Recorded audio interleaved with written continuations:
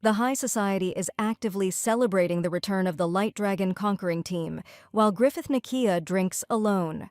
Romeo Roseberry enters the room and says that it is not proper for a hero to drink alone in a gloomy room, no matter how bad it is. But Griffith replies that alcohol won't make them forget all the hatred in their hearts, and immediately asks how the tracking of the magic is going.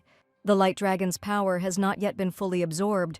Romeo asks to give him a little more time, to which Griffith says that this is nonsense, because they have been unsuccessfully searching for clues for many years.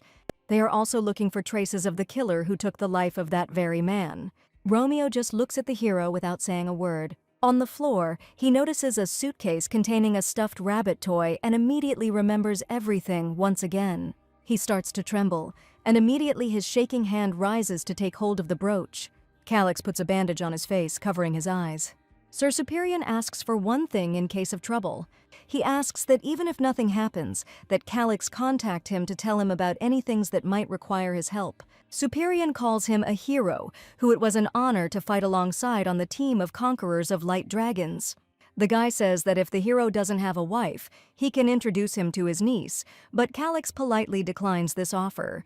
Superion gets into the carriage and asks him to take care of himself and be careful.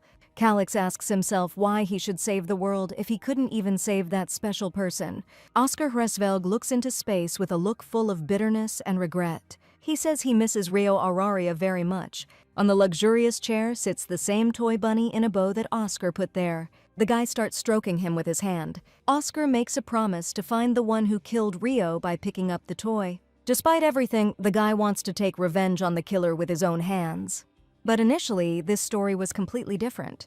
A cheerful and loud seller persistently offered books about the team conquering the Light Dragon, containing a saga about heroes, an exclusive report from a journalist with attached portraits. People are actively buying these books with the saga of heroes for a pretty good price. The girl in the cloak begins to examine the contents of the book. The portraits of the characters turned out to be completely different from the real ones, and the descriptions were stupid. But they all nevertheless went through a lot to become the heroes who saved the world. The lady with sparkling turquoise eyes is very eager to meet them, like in the good old days. But at an unexpected moment, one of the heroes of the Light Dragon subjugation team takes out his sword while everyone else comes with him. Romeo Roseberry names this girl as Rio's killer. Griffith Nakia doesn't say a word, instead glaring at her. Even with a blindfold, Calix Asgard is a fearsome figure with his mastery of enormous swords. Oscar Hresvelg says he will never forgive her. The four of them surround a girl with very long ash-blonde hair, and Romeo brings a sword to her. Relia Auraria begins to try to justify herself as her tension and fear become more and more noticeable. A magical symbol appears on her hands, which are wrapped around magical chains. The truth cannot be revealed, because the one they know is the person with whom they share precious memories. He is no longer in this world. So should Relia Auraria herself die at the hands of her childhood friends, a memory of the sacred neutral zone of the Kreutz Nature Reserve. The children notice that one of them has fallen into the pond. It turned out that the drowned child was Crown Prince Rio, who couldn't even swim. Romeo Roseberry immediately runs to save him, trying to hold on to his hat, which could easily fly away. Oscar Hresvelg looks at everything that is happening with fear. Roseberry saves his friend and begins coughing himself, trying to get some air, as the priestess runs up to them. Romeo immediately tells her that there is too much water in the Crown Prince's lungs, and that she must act quickly. A woman uses a magic spell with a rune around her hand. Water begins to pour out of Rio's mouth as the spell takes effect. The lady says that despite the healing being in full swing, his body temperature is not rising. They are ordered to move the child to the ward and prepare hot water. But then Rio says he's okay, which scares them. The Crown Prince curls up and hugs himself, asking to be left alone. He keeps telling himself that everything is okay, even when he is left alone in the hot bath. Rio tells himself that nothing will happen while hugging himself. Nobody understood anything, so there is no reason to worry. You can rest in your bed. She is cold and in pain, and fatigue is tormenting her especially strongly this time. She recalls that she had already experienced something similar, because she was constantly in the hospital, could not do many different things, and because of this, she got tired of reading romantic novels. From this, she focused only on mobile games, which became a salvation in this difficult hour for her. The girl in the hospital entertained herself only by studying games and upgrading her characters and studying the plot. In one of these games, she found a way to cure the illness of a village girl. In games, everything was possible, and because of this, at least some entertainment could bring joy during the most difficult period in her life. There, everything could go as her soul desired, be it money or life, everything went as she wanted. It was completely different from her reality, which was the life of a terminally ill person, waiting for his end among boring days in a hospital ward. Mission after mission was completed in the games time after time, even though it was exciting and almost the only way to spend time in her situation. Her thoughts were filled with dreams of being reborn in some game where her life would become much more interesting. The time traveler remembers how much she wanted this, but now she looks at her reflection in the mirror with a nervous tremor. She begins to believe in the supernatural and mentally asks that the next time she is reborn, she will be a character with a more pleasant and easier fate. She was very angry and infuriated that she managed to be reborn, but still could not get into that cherished game that she dreamed about. This is the setting of a novella, one of the romantic novellas she read in her past life, but many of them are almost completely forgotten. But now her situation seemed extremely distressing to her, and all hope for a good and peaceful life disappeared in an instant. She was reincarnated as the character Relia Auraria, who was forced to hide her gender and play the role of an entirely different person, Crown Prince Rio Auraria. Immediately from the door, the call of the priestesses is heard, who failed to keep an eye on the youth. They are very concerned about the Crown Prince's condition, including because of their own guilt for what happened. Reo tells them that he is fine. He asks to leave him alone for a while longer, and if he needs their help, the Crown Prince will call them at that very moment. The time traveler is, to put it mildly, not delighted with this arrangement. She has a hard time living as a character, and is forced to hide almost absolutely everything about herself. But she understands that they are so worried, because if someone finds out about what happened to the Crown Prince, it will be a real catastrophe for the entire temple. She survived thanks to the priestesses who healed her with their holy powers. Little was written about the secondary character into whom the traveler was reborn in the original novel, and that makes it even harder. But on Relia's hand, there is a special mark that gives at least some hope for her significance, at least in this world. The girl reflects and gives in to grief that even this time her life will remain meaningless, in continuous anticipation of the inevitable death that has caused her terrible suffering. The current emperor at this point in the original novel's history of the Auraria Empire is Radios Auraria.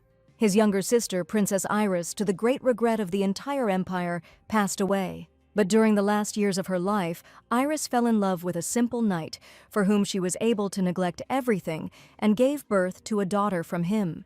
This daughter was Relia Auraria, into whose body the time traveler has now been reborn. Her father is a commoner, and her mother died shortly after giving birth, unable to withstand the terrible strain and consequences due to her weak body, but due to the chaos and struggle for the throne, Relia was forgotten. After all this, the girl lived in a small tower on the outskirts of the castle, far from any society, in a frightening place. She had only tattered clothes and a frail body, with a few maids who themselves were not so happy with their situation, laughing at their wayward mistress. But the servants brought at least some food, which could not but please. Although it was terribly hard and unbearable from loneliness, it was her quiet life. At that moment, Relia lived her own life, and only her own, until Emperor Ridios appeared, forcing her to forget her previous life forever. Emperor Ridios blamed his sister for giving birth to a daughter, calling it a terribly stupid act. Radios Auraria, with obvious sarcasm and great displeasure, says that his now-deceased sister is a great girl, but the evil smile of a psychopath never leaves his face. The man asks the maids who else knows about the child, but the servants only answer that no one knows except him and themselves. He pulls Relia's hand by force, and this terribly frightens her and leads her into even greater despair than after the memories of her orphanhood and the insult to her mother. Emperor Auraria grabs her wrist with all his strength and tells her about the blood oath mark on her wrist. She was undoubtedly of royal lineage and was the same age as his son, the crown prince of the Rio Empire. The man uses the magic from her mark on her hand and kills all the maids who knew about her birth, her connection to the family, which causes a stupor in the lady who is too young for such a thing. She begins to turn these memories over in her head. In the distant past, on the continent of Draconea, a dragon awakened. But then 5 knights and the head of the church, Kreutz, defeated the dragon and saved the world. The 5 knights became heroes and founded their empires.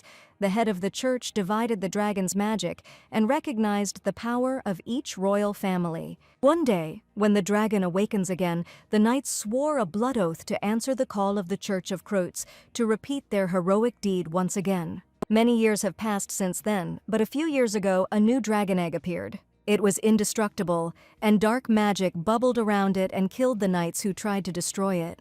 As a result, the most ferocious and terrifying monsters were awakened again, which caused general fear, panic, and anxiety in the face of a new danger. The Church of Kreutz gathered the 5 emperors in preparation for the day the egg would hatch, decreeing that the descendants of the emperors should be trained in their temple. Thus were born 5 children, one from each empire that had taken the oath many years before.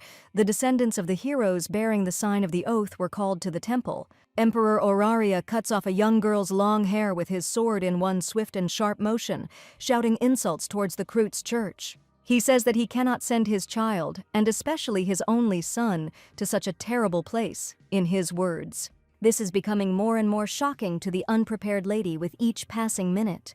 From that terrifying moment on, she began to pretend to be the crown prince of Auraria. She would have to become Rio Auraria for the Kreutz church from that day on. After all this, the time traveler herself could not help but harbor the most terrible and furious anger and hatred towards the merciless emperor who sent her to the temple instead of the crown prince. But after her life with the horrible maids who would deliberately make her small portions of food after they had fed her well, she agreed to go to the temple. But she didn't really have much of a choice, which the girl sadly doesn't want to admit. Before living in the temple, she did not have the opportunity to live in good conditions with normal food, so now she needs to make up for all the missed opportunities. The time traveler begins to remember the plot that led to her character's fate. If everything goes according to the original plan, then after a life of suffering she will fall into the pond of the royal palace and die. Therefore, she is safe while she is in the temple. In addition, even if she wants to ask for help, she still cannot reveal her identity to Relia, which creates even more inconvenience and unnecessary problems. If she messes something up, the magic of the Emperor's golden word will be activated, and she will vomit blood at that very moment, and her body will die from this incredibly cruel and bloody magic. She doesn't find it funny at all that nothing significant has changed in her life compared to her past life, the fate of death, and life within the framework of history, which someone else has already decided. The girl is already starting to wind herself up that even this time, after rebirth, she will just have to quietly wait for her inevitable death and then quietly die. She is pleased with the advantage of knowing the further plot, which will be her guide and assistant, how and what should be corrected and what she should protect herself from. She is confident that she can save herself from death by drowning. All she has to do is avoid bodies of water. First, she must stay in the temple for 3 years. This will be her first serious and long test, and no one should know her true identity. The time traveler comes out of her room. She is full of confidence that doing all this will not be such a big problem. Romeo Roseberry looks at Rio from behind. There is childish resentment in his eyes, and his cheeks are puffed up with indignation. Such a return of the guy he saved certainly does not make him happy. There were many children in the Temple of Kreutz, in addition to the other 5 who bore the blood oath, so it became noisy quite early and quickly. The children of nobles from the most varied and distant countries were also gathered here, and continued to come further to live with their friends. According to the time traveler, they are doing all this to strengthen their ties, because one day they will all have to hunt the great dragon. Among the children, it was forbidden to show off their status. Sometimes they had to participate in events similar to sports festivals, but apart from them and prayers, they had free time. Compared to the environment she lived in before, this place is heavenly, and nothing can compare to a place where you can eat a lot of delicious food in the dining room every time. But other girls have a lot of complaints about the food in this place and the time it takes to get dressed in the morning, which surprises the newcomer. Passing girls share their impressions. Some washed their hair themselves for the first time, and some would like to take servants with them here. They all miss dresses, and the same uniform every day does not make them happy at all. The newcomer notes that she really likes wearing this uniform, and she thinks that these clothes are quite comfortable. She assumes this is because her previous clothes were just rags that could not even be fully called clothes. The children of the royal families remain in the temple in preparation for the hunt for the great dragon, but there was no record in the novel of them all getting along together. The reason for this was that this was far from the main place of the plot. In the original plot of the novel, they were mentioned only later in the form of rumors and gossip, and for 3 years there was neither male nor female. Relaya, who came here in place of Prince Reo, does not mention her stay here during the course of the story. The place where Relaya died is a pond in the imperial palace of the Auraria Empire, so the 3 years that the newcomer will have to spend here should be calm and safe. For now, we need to focus on living here for this long time. But the question is how Relaya could stumble like that, fall into the pond and die. Where was her mind all this time? But the time traveler is glad that at least the girl was not killed, or that no attempt was made on her life, but Romeo Roseberry, who saved her life, knocks the girl out of her thoughts.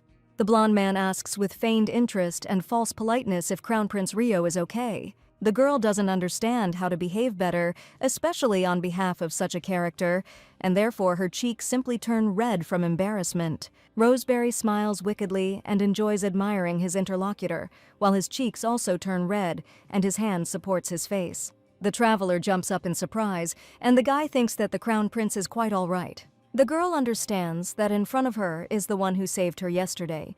She begins to remember that this boy was the main character in the original story, with a kind heart and a decent character. Roseberry is rude and tells the guy to say at least something and stop staring at him, asks if his mouth was sewn up, which brings the newcomer into the most terrible shock. Rio simply thanks him verbally, which saddens his savior. He expresses his indignation with just one dissatisfied look from his deep blue eyes.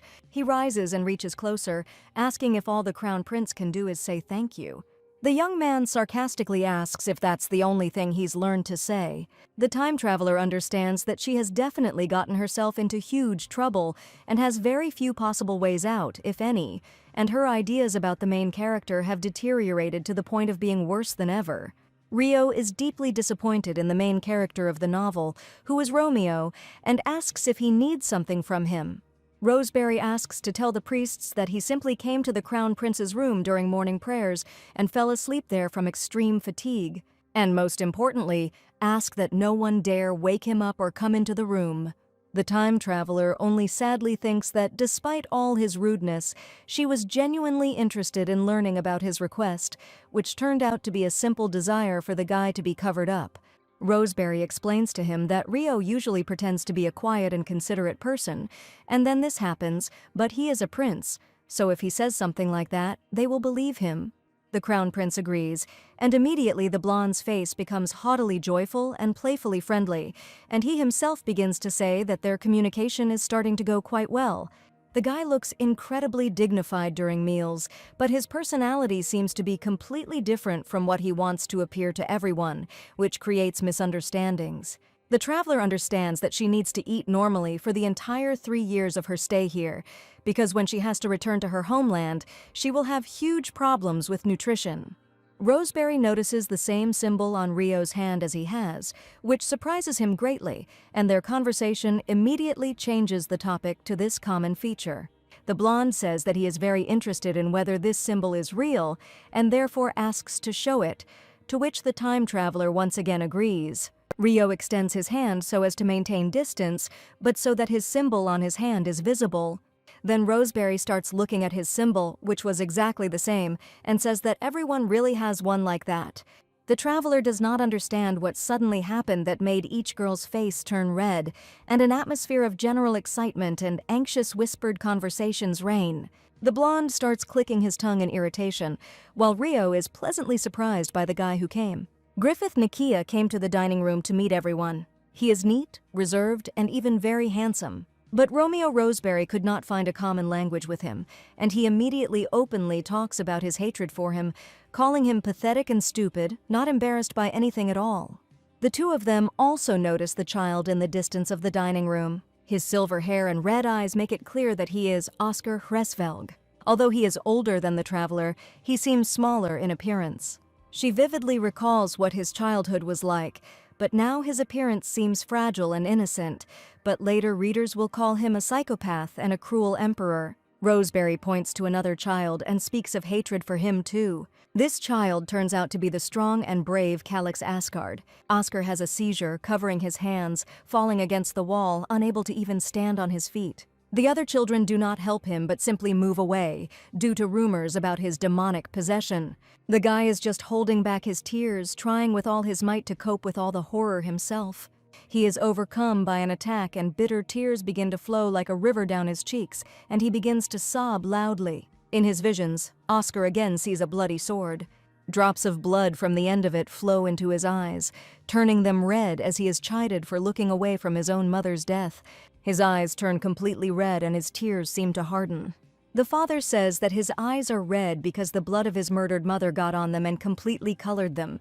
Otherwise, he wouldn't be the only one in this royal family with such grotesque eyes. Orcus Hresvelg was not prepared for this at such an early age, and memories of it tormented him time and time again.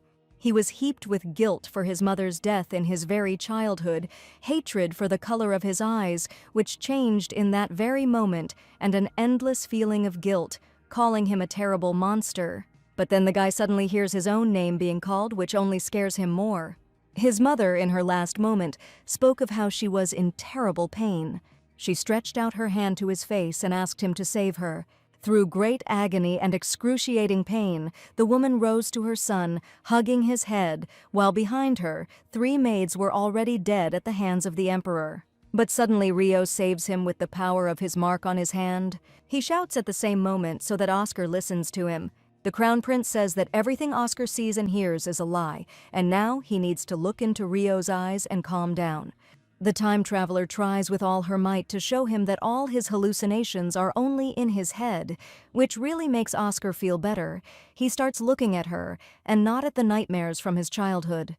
She holds it for complete immersion in reality and an exit from the illusions that the guy sees due to nerves and worries. Oscar begins to open his mouth to speak, but he cannot find the right words as tears stream down his cheeks from the joy of being saved by the noble heart of the Crown Prince. The priests watching over them immediately run up to them and call both boys. They examine Oscar, checking his condition. Rio remembers the words Romeo told him in the dining room, that he himself was already feeling better. But in the end, the traveler was also able to at least help someone else. Still, she remains as concerned about Oscar's condition as the priests.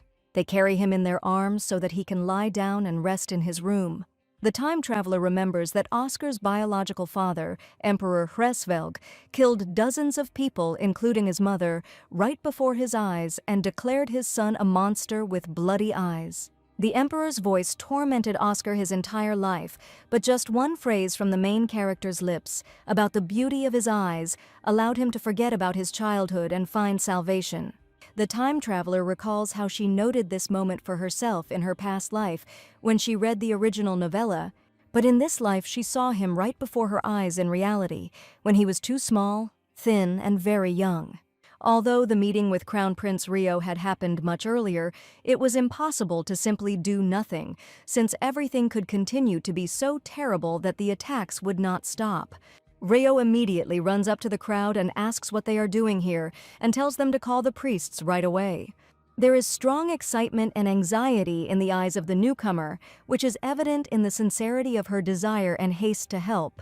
She couldn't just turn a blind eye to it, and so she did it, even though she didn't want to interfere at all.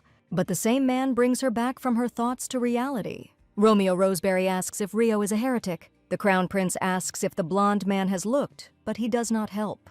Romeo immediately asks again with an arrogant and self-confident face whether he would help.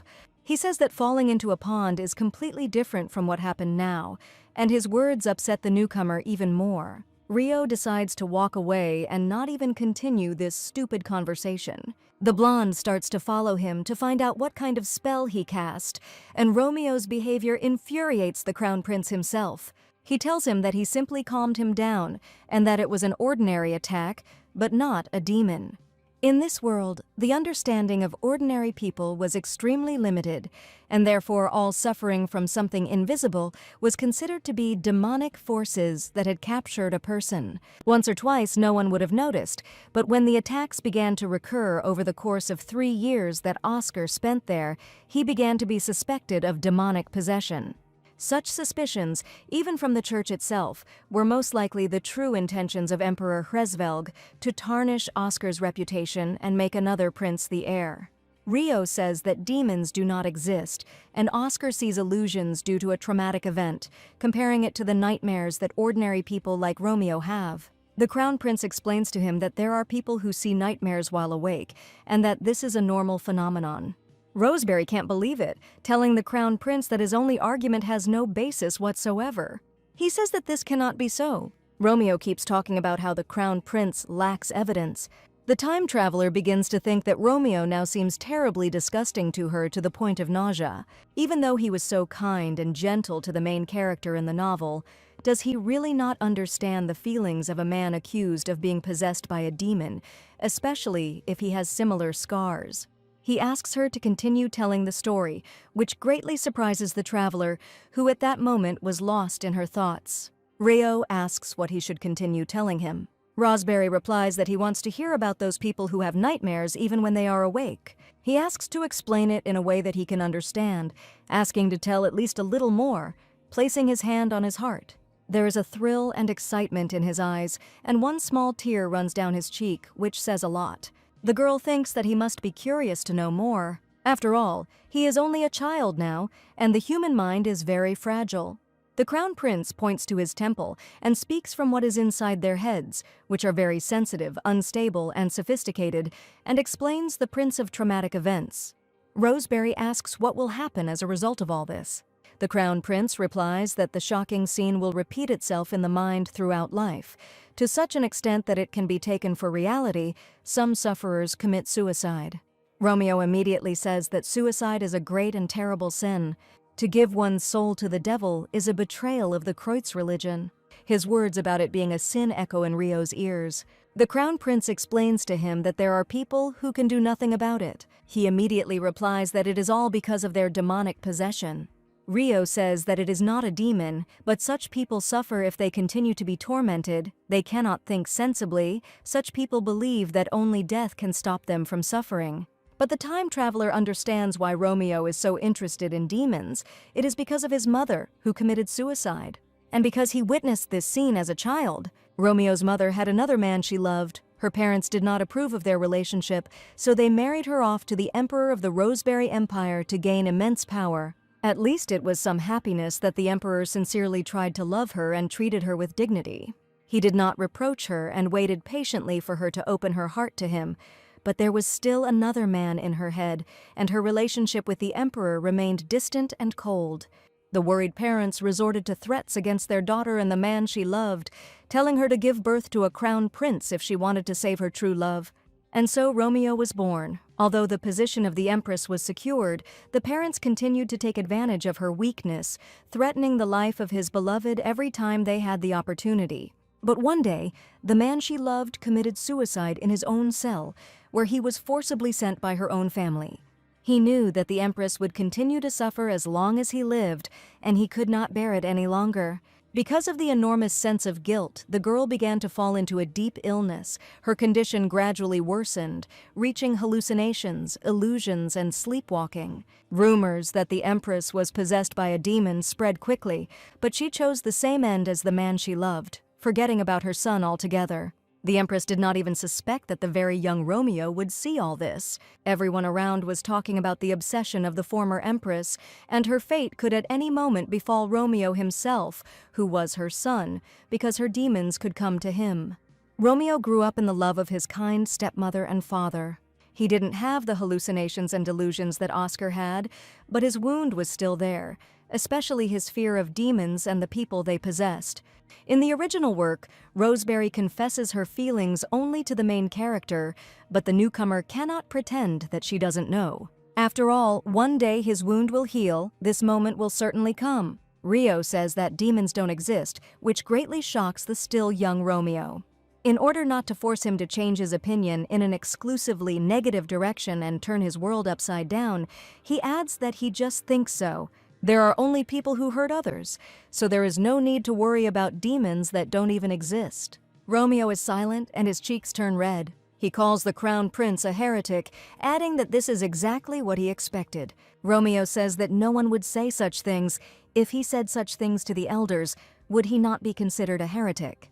The newcomer immediately realizes what she has just gotten herself into. If word spread that Crown Prince Auror was a heretic, the emperor could wring his neck right then and there without even thinking about what he was doing. Rio asks if Roseberry knows what will happen if someone finds out about his views, if he tells anyone about it. Romeo asks if he is threatening him, to which the Crown Prince grabs him by the collar with all his strength and pulls him down. Rio says that if he tells anyone about this, he will really kill him. He asks if Roseberry understood him. The blonde remains terrified and cannot say a single word. The time traveler continues to hold him, but in her thoughts she is also thinking about how best to show the new hierarchy between them. She pushes him away, throwing him away from her, and lets him go, remembering that in the future they will become a dragon-taming team. Rio orders him to be called Captain from now on. Romeo doesn't understand anything and is stupefied. He screams with indignation and unwillingness to obey, claiming that it was he who took advantage of someone else's weakness. Rio asks if he really plans to become his enemy and if Romeo is so sure about it. Roseberry immediately falls silent again. His cheeks turn red again, but he just tisks as his gaze wanders away. Romeo shouts that he won't tell anyone, but in return wants to know more about what their conversation was about. The Crown Prince asks him if the blonde wants to admit that people like Oscar are not possessed by demons.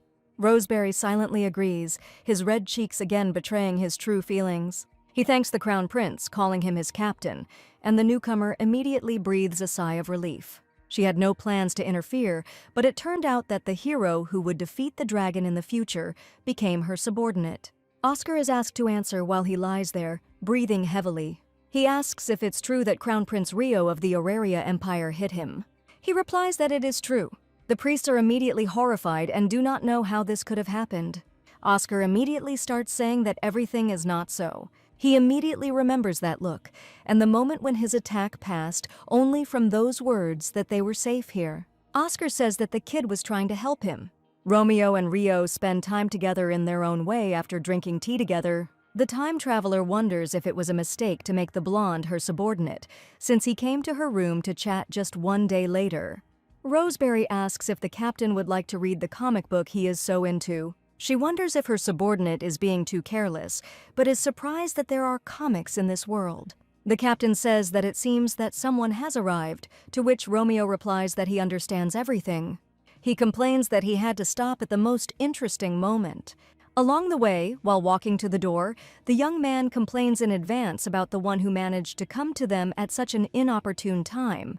The time traveler begins to think that the guy, on the contrary, is very similar to a subordinate, even too much so. Without opening his eyes, Roseberry assumes that it is the priests again, saying that there is still a lot of time before evening prayers.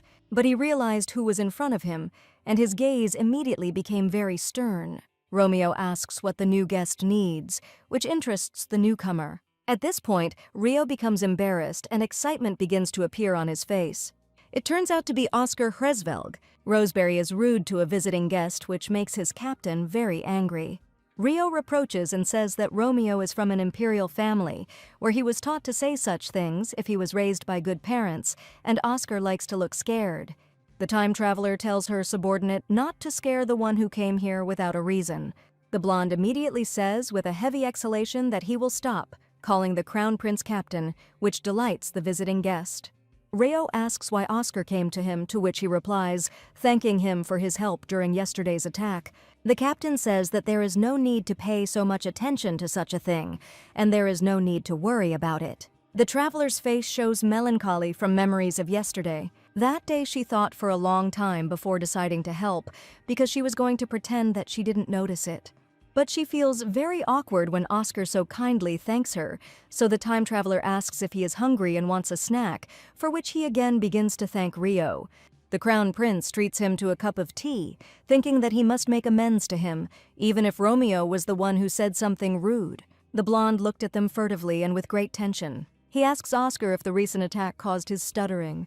Rio immediately makes it clear with his outrageous scream that he is not going to tolerate this attitude. Oscar replies that he only does this when he is nervous or worried. Romeo begins to mimic him, for which the Crown Prince shouts at him at the top of his voice, ordering him to shut his mouth. Roseberry immediately shuts up and does not dare to start a conflict. He simply walks away, ignoring Rio's calls for him. The door closes with a very loud bang. The time traveler is furious that Romeo is only 10 now, but even so, he is still terribly stupid and scared Oscar so much. She exhales heavily and covers her face with her hands. Rio apologizes on behalf of Romeo Roseberry, saying that even if he doesn't look like it, the guy isn't as bad as his antics make him seem. It's hard to say, but he's not an evil person by nature, and Oscar replies that everything is fine. The guy says that it's not a lie or anything like that, which causes new shock and fear in Rio, to which the time traveler asks him again. Oscar says he has no friends, and he even stutters who could like such a person. The Crown Prince's eyes showed only emptiness and terrible grief for such a young man with such a tragic fate. She doesn't understand why such a young child takes such things for granted. It makes her heart ache. Rio says he wouldn't have helped him if he hated Oscar. Oscar asks if the Crown Prince would help him, even though he knew he stuttered.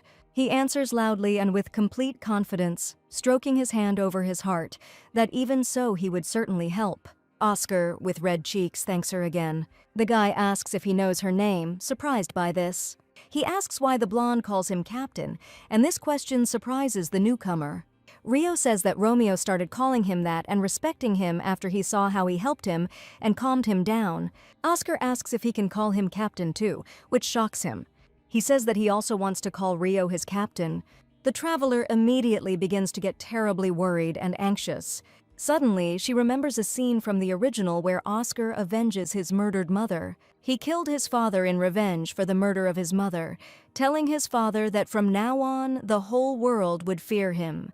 The time traveler, with a trembling voice, begins to say that this nickname is too much, which upsets the guy whose face has changed. The guy asks if he can't call him that, if it's because of his behavior yesterday, which Rio immediately denies. He asks if this is not the case, then it is not because of his stuttering. The Crown Prince says that it is not because of that. The time traveler heard the captain and is now afraid that she might die, because her goal is simply to survive. Oscar's eyes begin to water and his cheeks turn red as he looks down. Rio immediately notices this and decides not to delay. The Crown Prince says that Oscar can call him whatever he wants. Oscar becomes very excited and immediately asks again if he really can, to which the Crown Prince answers yes, with even more confidence. Rio tells Oscar to call him whatever he wants at any time. A look of surprise suddenly appears on his face. Oscar admits that he is now very happy because he thought that he hated him too. This greatly confuses the newcomer, who is very much fascinated by him. There is an awkward pause between them. The guy gets worked up again and asks her if she likes him. The Crown Prince immediately says that this is not so, and he really likes Oscar. Oscar says he is very happy about it too. Rio becomes more and more embarrassed. The guy says that if the Crown Prince likes him, then that's enough. The traveler recalls that she was afraid that they would find out her true gender. But now that she sees it, Romeo and Oscar are both so beautiful to her that she was able to calm down a little. And Oscar seems to her to be comparable to a fairy in his beauty. The guy says that from now on he will count on him. He calls Rio Captain, which makes him blush even more and makes him feel very awkward. A small pack of wolves walks around a single mage who asks if he can really kill them. The girl answers the man that everything is really like that. He tells her that he will carry out the Emperor's order. Romeo suddenly sneaks up and asks if the captain slept well. His next question immediately became whether Rio was going to have breakfast and why he was going alone. The other children look at what is happening with confusion and excitement because the blonde starts shouting too loudly that he should have called him to go together. Suddenly, a confused Oscar runs up to them, saying that he has finally found them both. He asks the same question to him but looks more worried. They start making noise and arguing because of Oscar's desire to be closer to Rio, which attracts a lot of attention. Oscar replies to Romeo that he didn't ask him at all, which irritates him. They were too loud and it disrupted the atmosphere among the children. The time traveler couldn't understand how everything had happened and at what point everything had gone wrong, but she couldn't blame anyone else but herself. Romeo and Oscar, worried about the silence from their captain, decide to ask why he doesn't answer them at all, and if something happened that he doesn't want to tell them about. Rio remains silent as his cheeks flush again from embarrassment, but tells them that he's just a little hungry. Roseberry says he remembered something. He says that something will happen tonight, which surprises the captain. Romeo says that they were told that everyone should gather outside and do something. To get rid of the fear of demons, they must get rid of the fear of darkness. In the Church of Kreutz, there is a tradition whereby acolytes climb the mountain at midnight. They do this by developing teamwork and overcoming fears of demons, despite the small size of the mountain. For the children it is a huge place, and for them a hut was built halfway up the mountain. As soon as the children arrive, they light a candle that cleanses them of demons and return. The priests say that the children will climb the mountain in pairs, face the fear of darkness with their comrades, and defeat the monsters that try to invade their hearts. But there is nothing to worry about. Priests climb this mountain every day, and only small animals live here, like rabbits and squirrels. Many are divided in their opinions and actively discuss all this, while the time traveler and her subordinates stand at a distance from the noisy crowd. Romeo immediately asks with shining eyes who the captain is going with. Rio replies that he will go alone, and the blonde goes with Oscar as a partner. Roseberry does not want to go with Oscar, who, on the contrary, is ready to do everything as the captain orders him. The guy replies that he is not afraid at all, to which the captain of the Trinity says that everything has been decided and they should find a common language. Romeo decides to ask Rio again if demons really don't exist. Rio says that he shouldn't be afraid, so he should think the same way, so that he can feel better. Oscar says that he has been of the same opinion for a long time, which makes their captain admire him and joyfully pats him on the head, which irritates Roseberry. The blonde immediately makes a displeased face. Rio asks what kind of expression he has on his face. Oscar looks very calm, but this is not surprising for the girl who has been transported, because she knows that his father is much more frightening to him than any invisible demon lurking in the darkness. Nightmares about which still tormented him, which the traveler knew very well. She understood him and looked at him with sorrow, although she wanted to say a lot, but she definitely could not do it. It was the same for her and for Relia. The darkness was always near her. Then she was most afraid of dying alone from hunger. The girl immediately remembered everything from the sight of Oscar, who reminded her of his grief. Once again, her gaze turned to her subordinates. They couldn't do without a quarrel, which is why she immediately began to think about the mistake of involving them in this. But she can no longer think of them as characters in a novel. The time traveler knows that she shouldn't interfere anymore if she wants to protect herself, but she simply can't stand by and watch the tragedy that unfolds tonight. This mountain is not safe tonight, not because of some demon, but because someone will intentionally release wild animals to harm the child. The priests hold chains with whistles hanging from them, which are used to signal for help in emergency situations. Even if she tells everyone about the attack, no one will believe her, and this will only increase the risk of being noticed by the perpetrator. The time traveler tells herself with complete readiness that she must somehow stop this. Griffith Nikia tells Calix Asgard that they should have reached the hut by now, but there is no hut, and they don't even see the other children. Calix asks him how they could have gotten lost if they had been walking along the same road all the time. Griffith replies that that's why it's strange, but he didn't pay attention and just blindly walked forward. Calix, holding a lantern in his hand, asks how he dares to call him inattentive. The guy immediately stumbles on the roots of a large tree and drops the lantern that was illuminating their path. He falls and dislocates his leg, which immediately leaves a terrible blue bruise. Calix notices that they are without a lantern as soon as he looks at its broken glass and the fire goes out. A terrible fear immediately appears in his eyes. He immediately begins to blame Griffith for this. In his opinion, he distracted him with his chatter, and because of this, they lost the lantern. Griffith mockingly responds to all claims that the victim's impressions are impressive, and Calix responds by shouting that he is a complete idiot and cretin. The time traveler starts watching from the bushes as two guys start fighting because of their conflict. Calix starts a fight even with a swollen and aching leg. Griffith just yells at him that this is terribly stupid. He says that all this has done is waste their time. Calix is left alone. The guy calls him a coward, shouting after him to go away. The traveler remembers this moment in the original work with horror and learns how they fought, which is why Calix was left alone. In the future, Griffith said that they had quarreled over a trifle, but still would not have left him, and Calix replied that they were both immature children then. Now the plot has changed and they have moved away from each other. Calix groans in pain from his leg when he is left alone with himself. He tells himself that he is left out in the cold. The guy decides to do nothing and stay where he is now. Suddenly, Calix begins to hear something. There is hope in his voice, and the smile on his face gives it all away, as he asks why Griffith decided to go back, asking if he was afraid to go alone. But a pale hand with the same white sleeve on it emerges from the bushes. This scares the boy, who is left alone without any light. He doesn't scream, but goes into silent shock. The hand says it's not Griffith.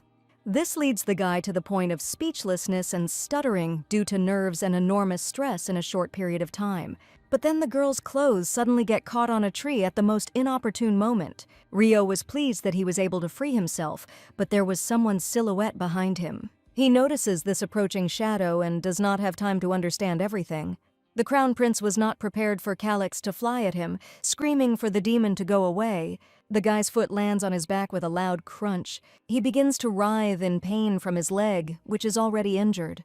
Rio begins to howl from the pain, which immediately spreads throughout his entire body. Calix asks if this is the same Crown Prince who plays the leader, while his whole body aches in pain and starts to cramp. The Crown Prince only answers him that at least they don't consider him a demon. Even with a bruise, the guy continues to be cheeky and says that Rio turned out to be much weaker than he even thought. Rio tells him that now is not the time for him to say that and suggests that they quickly go down the mountain right now because they have to do it. Calix simply remains silent and does not answer him. The boy lies on his back and puts his hands behind his head while the Crown Prince tries to call him. He keeps arguing and saying how he can go down the mountain with his leg in such a condition. In his opinion, they have no other choice but to wait here until the morning. The traveler begins to think about how ignorant and careless Calix is, because he doesn't even know who made her go all this way and even get a serious wound.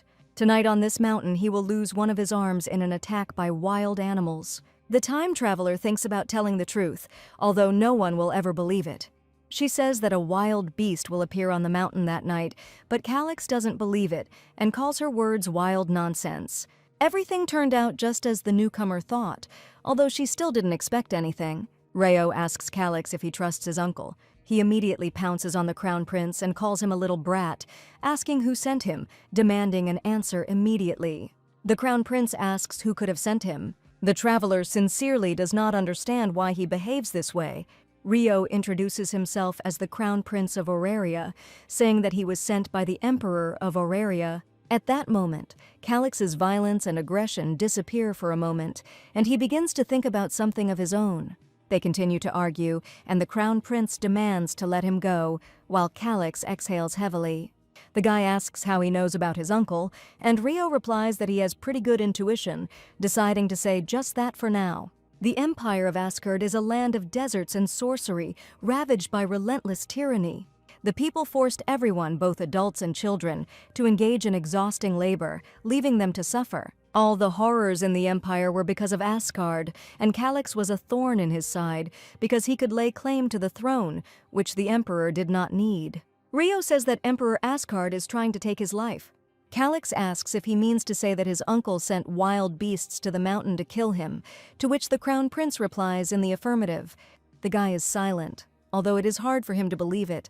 With a stern look, he incinerates him. He says that he will simply die then, which causes real horror. Calix says that he is even ready to die. If that is what his uncle wants, then he will die. This shocks the newcomer. The guy chases the Crown Prince away, telling him to get lost, since the animals will soon come here, as he himself told him.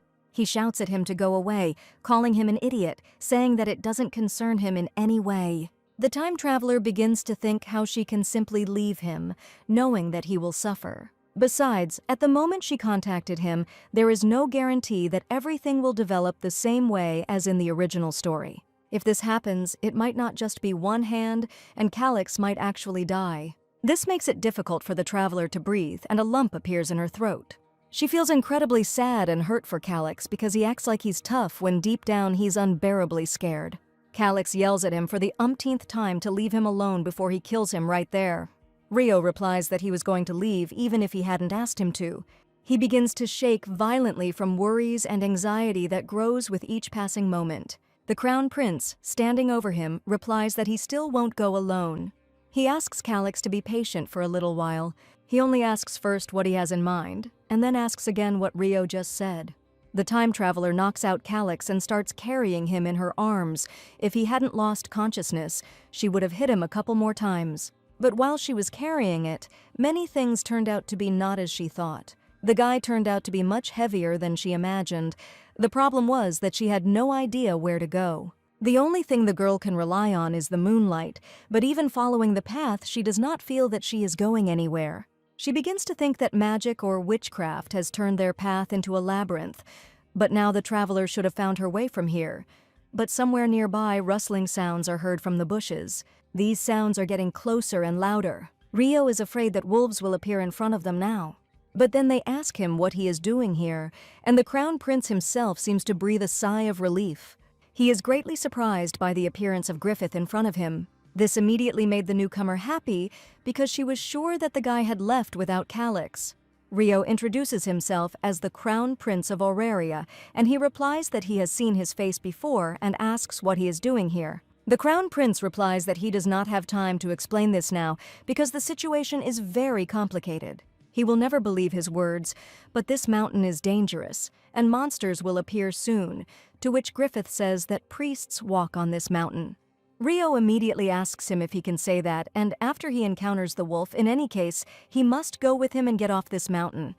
Griffith replies that these paths are somehow tangled, like the most terrible and complex labyrinth, which the Crown Prince himself already knows, but he is sure that the exit is still somewhere. He says he has already found the way. The traveler immediately becomes very happy, asking again whether he really already knows the way. She notices one thing that surprises her. Griffith's lantern contained fireflies. They are not very bright, but he obviously saved them to use instead of candles. The time traveler is becoming more and more surprised with each passing minute. Griffith, even if he had not yet fully awakened, he had innate holy power since childhood and could see clearly even in complete darkness, but he still abandoned Calix in the original. He asks what happened to Calix, and Rio replies that it looks like he fainted from fear. Griffith starts laughing and calls him a weakling who was acting arrogant and said he knew it would happen. Rio thinks about it at this moment when he realizes that the plot is already changing a lot. Even if he speaks rudely, it must be because he was worried about him, since they also crossed paths in the original story. But Griffith arrived too late, when Calix was already bleeding to death without an arm. The traveler starts to chuckle and a smile appears on her face. Griffith asks the Crown Prince to stop laughing so much. Rio tells him that he seems to have misunderstood him. The Crown Prince asks Calix if he is really a good man. This question takes him by surprise, but the traveler tells him to start leading them back along the road to the hut because they need to get out of here quickly. Griffith tells them to just follow the light. But then Rio calls out to him because he notices something. A huge wolf, compared to their childish height, seemed to fly past him. Griffith immediately jumps back to somehow protect himself. A large wound remains on the victim's stomach. Her legs begin to wobble, barely keeping her balance, with the knocked-out Calix on her back as blood begins to flow from her wound. The Crown Prince is trying his best to hold on despite the gravity of his situation. Rio's gaze becomes very frightened and cold sweat runs down his face. Griffith takes a long stick, for at least some protection from the wolves. One of the flock of animals begins to howl loudly at the moon. The guy can't believe that the wolves actually appeared so suddenly and abruptly. Rio calls out to the frightened Griffith, who immediately stands next to him. He asks him to blow the whistle that hangs on his chain. The Crown Prince, breathing heavily, asks him to act faster. Griffith begins to think about Rio in a new way. He is surprised that he is not afraid of everything that is happening here. The time traveler understands that their situation is getting worse and worse with every passing minute. She is too scared to take even the smallest step. Even if they give a signal, the priests will not come immediately. But for now, they need to act to save themselves, and Griffith blows his whistle as loud as he can so that it is as loud as possible, because that way they will definitely be heard and come to their aid. At this point, the magician hiding in the tree begins to tense up. After all, it's enough to simply make them think that priests might come here. If you're lucky, they'll panic and retreat along with the wolves, and the newcomer will be able to finish them off. But then Griffith notices something. He protects the wounded Rio, who is carrying Calyx on his back, from a huge beast wolf. The guy hits him with a sharp stick. The wolf does not retreat and approaches them. The beast bites his forearm so deeply that blood immediately flies in all directions. Rio screams at the top of his lungs in utter shock and fear as his eyes immediately become wet with despair. But then a strong purple glow appears, which is clearly created by magical powers. A circle appears around Griffith with a rune in the center. The traveler understands that this is a holy power that the guy should not have awakened for a long time. But such a desperate moment hastened his awakening, and so that the wolf already lies in blood. Griffith says he's okay and looks at his bloody hand. Immediately his eyes turn purple and he looks at Calyx, who has begun to wake up. Calyx asks why it suddenly became so light and so noisy. He wakes up completely and opens his eyes, stopping yawning. In front of him is Griffith, who has a huge, severe wound that just won't stop bleeding. And next to them, fierce wolves approach. Rio asks Calyx to calm down and wait. He immediately brazenly demands to let him go and pushes him behind his back. The Crown Prince calls him at the top of his voice, starting to worry about him even more, because now their threats to life have increased many times over. Calyx, with all his stubbornness, gets to his feet, although he is clearly leaning from side to side, although no one would know about his real condition from his lips. The guy with a serious face stops showing his fear. He lies down on the ground and a wolf with the same bloody paws and mouth rushes at him. This frightens the newcomer to the point of utter horror, so much so that her eyes begin to dart and twitch. Calyx and Rio begin to call out to Calyx, who they see as surrendering to certain death. In the original story, he lost one to a wolf attack, but even with his remaining hand, he wielded a huge sword. The boy became a warrior, playing the most important role in the team to conquer the dragon, but in exchange for this, he had to pay an irreversible price. The time traveler starts to cry, and tears one by one start to flow down her cheeks. She just wanted to protect the hand that he was supposed to lose today. She starts to blame herself and think that she should have planned more carefully before acting, and that all this happened because of her, only making the situation worse.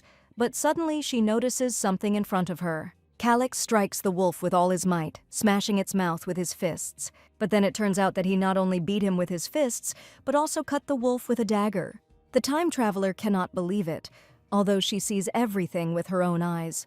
Calyx screams that it really is a wolf, and Rio should have told him that he would be real while he was already lying dead in front of him. Rio calls him an idiot when he comes to his senses after all this excitement, and replies that he said that the wolf was real. They both start arguing over how one didn't trust the other when they should have, but at that point Griffith tells them that now is not the time for such arguments. Bloodthirsty beasts are still coming towards them, and it seems there is no end to them. The magician in the tree continues to use magic tirelessly.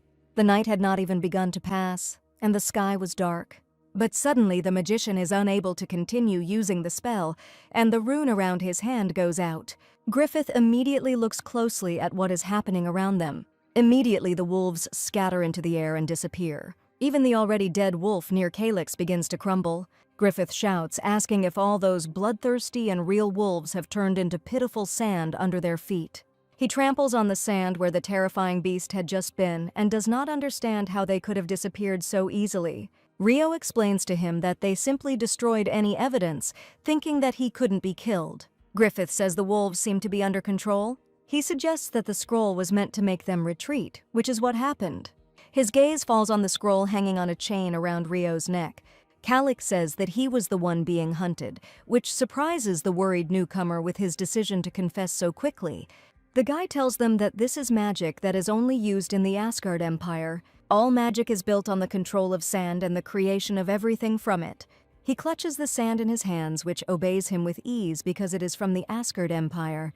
Calyx covers his face with a threatening fist and begins to think out loud that this is his uncle. Tears begin to stream down his cheeks. It hurts him greatly that the words about his own uncle trying to kill him turned out to be true, bitter and terrifying to the depths of his soul. Rio tries to start a conversation with him to help him somehow, but can only say his name. Their conversation doesn't go well. The time traveler falls silent, thinking that at least he didn't lose his arm and remained alive. She invites him to climb on her back, since it is not yet safe, and they will go down the mountain together. Here, Calyx is not even embarrassed to show her tears and emotions. Griffith is indignant and says that he will carry him on his back himself, to which Rio refuses, and says that his arm is very badly injured and they can make each other worse from this. The Crown Prince orders them to climb onto his back, as he no longer has the strength to knock him out a second time. Calix continues to whine. All this irritates him very much, and the guy shouts about the hopelessness of the situation, but he is constantly ordered to climb on their back because he will not be able to walk on his own. Rio drags Calix on his back and says that they should be heading down the mountain already, but he asks why his right ankle hurts so much, to which the Crown Prince replies that he accidentally stepped on it when he knocked him out. Calix immediately calls him a stupid idiot, and Rio asks him to stop because he asked for forgiveness. A moment ago, they were almost dying, and now, under the first rays of the sun, they walk together as if nothing had happened.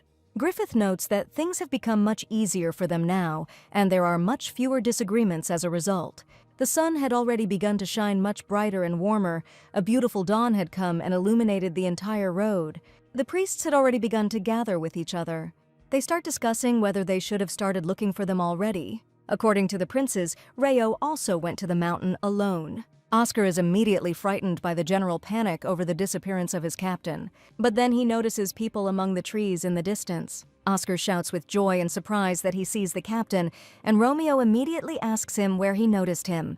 Rio arrives with Calix on his back and breathing extremely heavily. In his thoughts, there is only joy from the long-awaited completion of their entire route. Immediately my legs give way. Everything in front of my eyes instantly blurs, and all that can be heard is a joyful cry calling for the captain.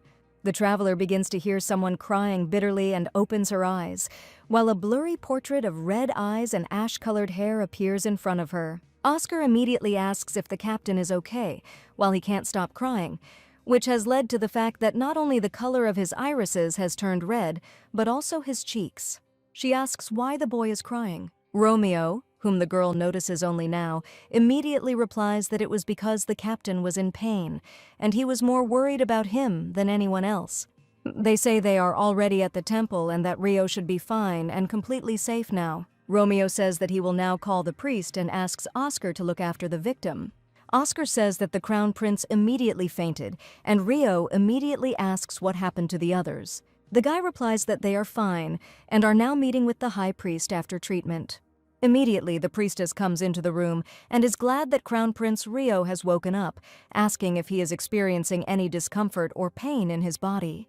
The traveler replies that everything is fine, and the priestess begins to seem kind. Here, she immediately understands the seriousness of the fact that she does not feel any pain anywhere. Her stomach wound has completely healed, and her clothes are also completely intact. The traveler begins to shake with terrible fear. She begins to worry because if her true gender is discovered, the Emperor will kill her. Oscar immediately asks the captain if everything is okay. The priest whispers in her ear that everything is fine. It was she who changed her clothes. The woman says that the others don't know anything and everything is fine. And she herself won't tell anyone anything either. At this point, the newcomer only became more nervous. The priestess leaves, leaving her with her thoughts. She doesn't understand what is the best thing for her to do now. Calix and Griffith arrive, saying that Rio looks quite normal. She immediately feels better knowing that the two of them are okay. It seems that the priests were able to heal their hands, so now they don't even remember those wounds so carefree. She is very glad that everything is okay. Now they were all gathered together, the four of them. Griffith says that Rio must also meet with the high priest. They intend to file a complaint regarding this incident. Everyone is surprised that he didn't think about doing something because he is also a royal person. Doubt appears in the head of the traveler. There was a very major incident that was incredibly dangerous for all the children. The temple is obliged to notify the other kingdoms and conduct a thorough investigation. In the original, Calix lost his arm, and the news reached the ears of the children of every kingdom. The news spread like wildfire. The situation got out of control. Asgard tried to hush it up. The time traveler remembers how Uncle Calix gave a speech about what happened in the temple, reminding about the purpose of the children's stay there, and other kingdoms could no longer interfere with this. Eventually, the temple apologized to each kingdom and assured them that something like this would never happen again. And after that, the temple took extreme measures to ensure the safety of the children. The time traveler wonders how Calix felt in the same situation after losing his arm in the original story. In the original, the guy also knew that his uncle was trying to kill him, but he couldn't tell anyone about it and couldn't get any help. It was not a surprise to her because his uncle, who was of his blood, wanted to kill him. In this situation, it was difficult to trust at least someone. Other children then began to avoid him, as his life was in terrible danger, and that was how his childhood passed in the original. The time traveler asks them if others know about what happened in the mountains, and Griffith replies that it is unlikely that others are even slightly aware of it. Rio suggests not to tell anyone because he wants them to forget what happened to them. Griffith asks if he's gone crazy. Calix is shocked by this proposal, while Romeo screams at their captain to ask if he is in his right mind. The time traveler looks at him and understands that he is holding back and not letting it get out. But Calix must have suffered greatly after this incident. In the original story, despite such emotional trauma, he voluntarily gave up power and became the king of mercenaries. But he's still just a kid, so Reo asks them for one thing. He asks them to keep this incident a secret. Griffith immediately asks for reasons why they should do this. The newcomer doesn't immediately know what to tell them. She says that if her father finds out, they will all be in huge trouble. His father is overprotective of the child, to the point that he kisses him every time and cannot fall asleep without his son's embrace. The time traveler herself feels disgusted to say all this, while the others are simply no less horrified except for the laughing Calix, and begin to worry. She promises to fulfill everyone's wish. Calix says he didn't mean to make a big deal out of it. Griffith is adamant that he will do whatever his friend thinks is right. Romeo shouts with caustic indignation that the captain hit his head and asks him to think about it again. He begins to list. Calix injured his arm and leg, Griffith almost lost his arm, and the captain himself seemed to have lost his brain after the wound and the encounter with the wolves. The captain replies that Roseberry should shut up. Romeo is very offended by him. He leaves and shouts after them that their captain is an idiot. The traveler thinks about how much stress this little thing causes. Oscar asks the captain to calm down, because they all know what kind of character Romeo has, and he himself must behave like an adult.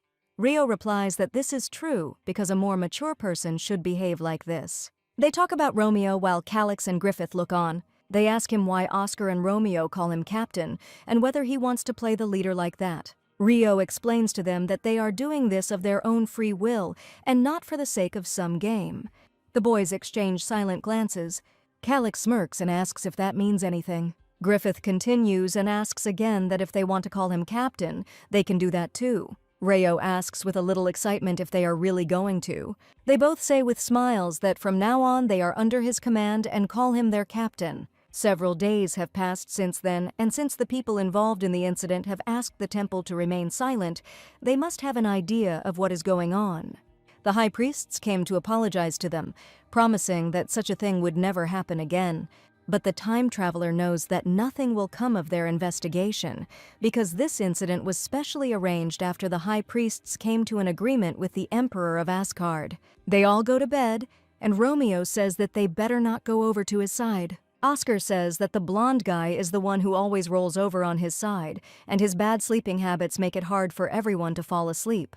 Griffith says he should have bought another bed, separate from all the others. Calix immediately calls everyone too noisy, and they should just go to bed. The traveler enters her spacious room, which now has 4 more beds, placed next to each other. She doesn't understand why they are all in her room with their beds at once. Romeo immediately joyfully invites the captain to sleep with them. The captain immediately leaves the room and slams the door. The traveler doesn't understand how she will have to sleep with them in the same room. It is hard for her to realize that she will now have to live together with 4 future heroes. She doesn't understand how it all happened. Everything should be fine, but it will only be for the 3 years she needs to spend here. And if everything goes according to this scenario, the traveler will never see them again anyway, because soon after she returns to Auraria, the real Reo Auraria will die. The girls notice the guy who is rumored to be the captain, the one the other 4 most popular guys call him. Everyone admires him incredibly. The girls, without hiding it at all, drool over him. One of them decided to wake up early while he was alone in order to get closer. Rio is quite surprised by this because of all the unexpectedness.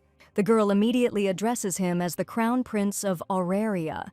The traveler confirms that everything is really like this, to maintain the image. The girl immediately says that she is from the Nicaean Empire and her father is Count Cerdes. The Crown Prince thinks about something of his own for a moment, but then he smiles warmly at her and asks what she needs from him. She immediately becomes embarrassed and worried.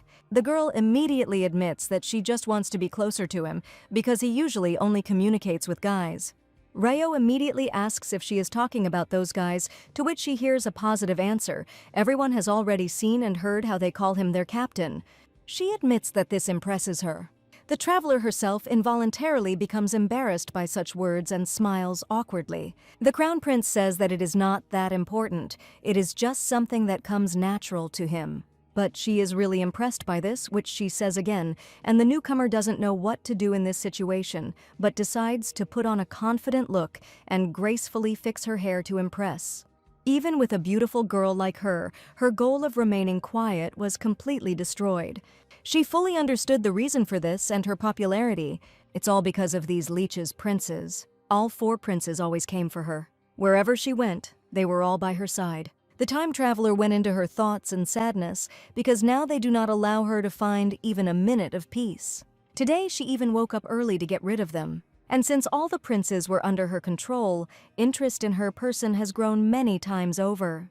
The children of Auraria were chosen by the emperor himself. They have never seen Ryo, so no one can know that she is a fake, but she and the Crown Prince have completely different personalities.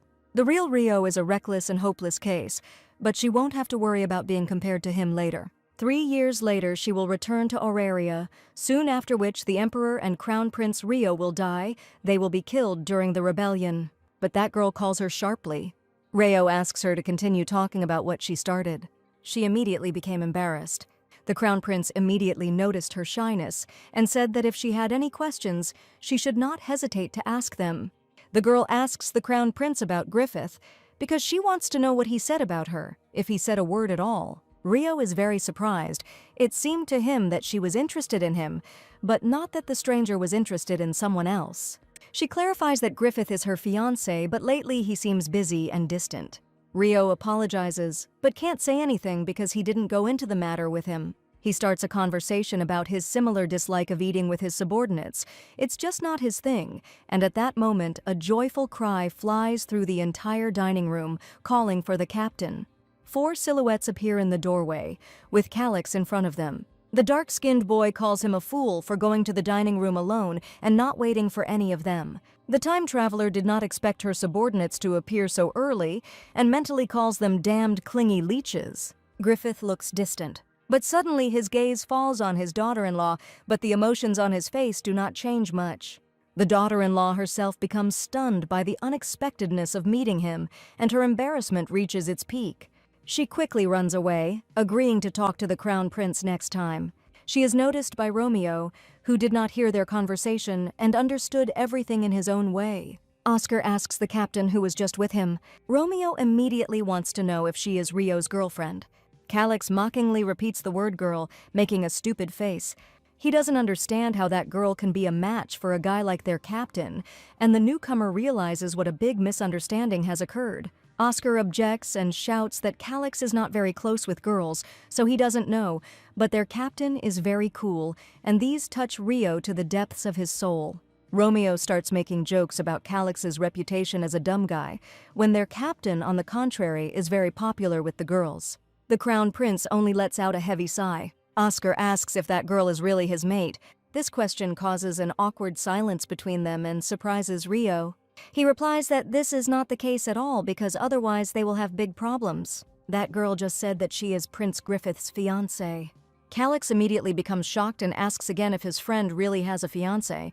Griffith asks if there is anyone here without a bride, and Calyx replies that he does not have one. Romeo immediately screams and calls it all a lie, and Oscar admits that he doesn't have a bride either. The time traveler understands that the emperors did not give daughters-in-law to the princes simply because they hated them. But suddenly Romeo, as the one most interested in this, asks if their captain has a lady love. Ryo is embarrassed and doesn't know what to tell them all. Confident in his guesses, the blonde says that he is 100% sure of this. The Crown Prince immediately becomes even more embarrassed, and his excitement turns into growing panic. Calix begins to argue that the captain has no one, but Romeo continues to claim the opposite. The traveler doesn't understand what she needs to say because in the original story, nothing was said about Reo's daughter-in-law. It was logical, since Crown Prince Auraria was only a minor character, but if the newcomer made a mistake now, it would cause problems in the future. She begins to remember everything and think about her next steps. The real Reo was deeply loved by the Emperor, so having a bride shouldn't raise any questions. But since she was sent here in his place, things might not be so simple. She can't know anything for sure. She'll have to evade with the information she has.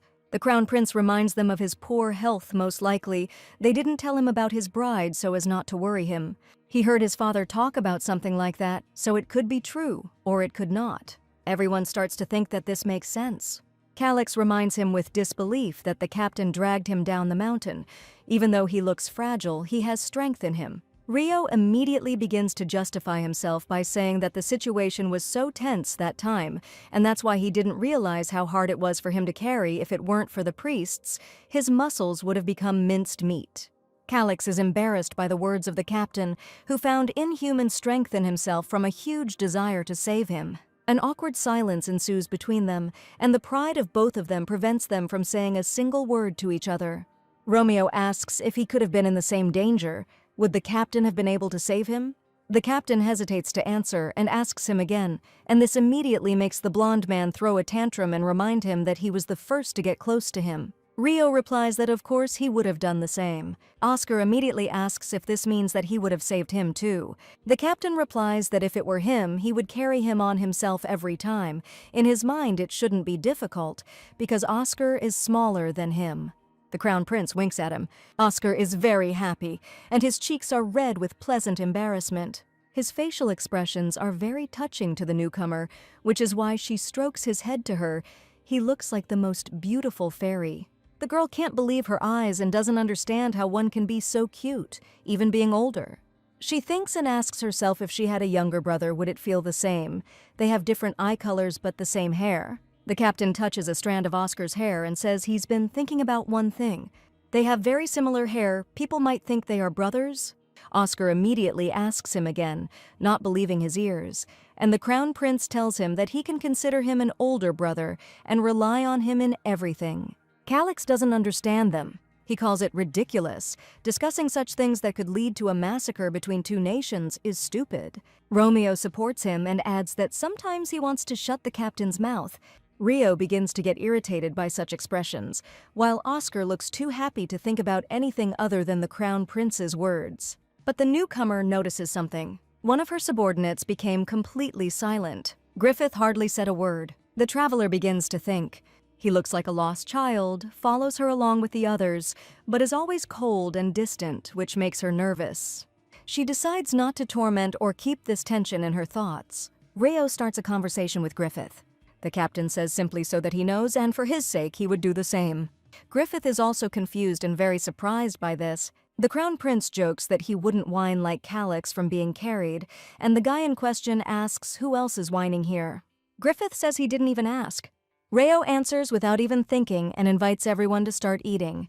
Romeo asks if the captain had eaten before they all came here. The Crown Prince replies that he can eat much more. Everyone is already asleep. Oscar is having a seizure. A shudder runs through his body. He begins to sob bitterly and covers his face with his hands. But he remembers the captain's words that he is fine, safe, and can rely on him. The boy curls up into a ball and mentally asks the captain to help him. Romeo invites everyone to take a walk outside, saying that one cannot sit within four walls all the time. Calix asks if they are going to the garden, to which the blonde replies no.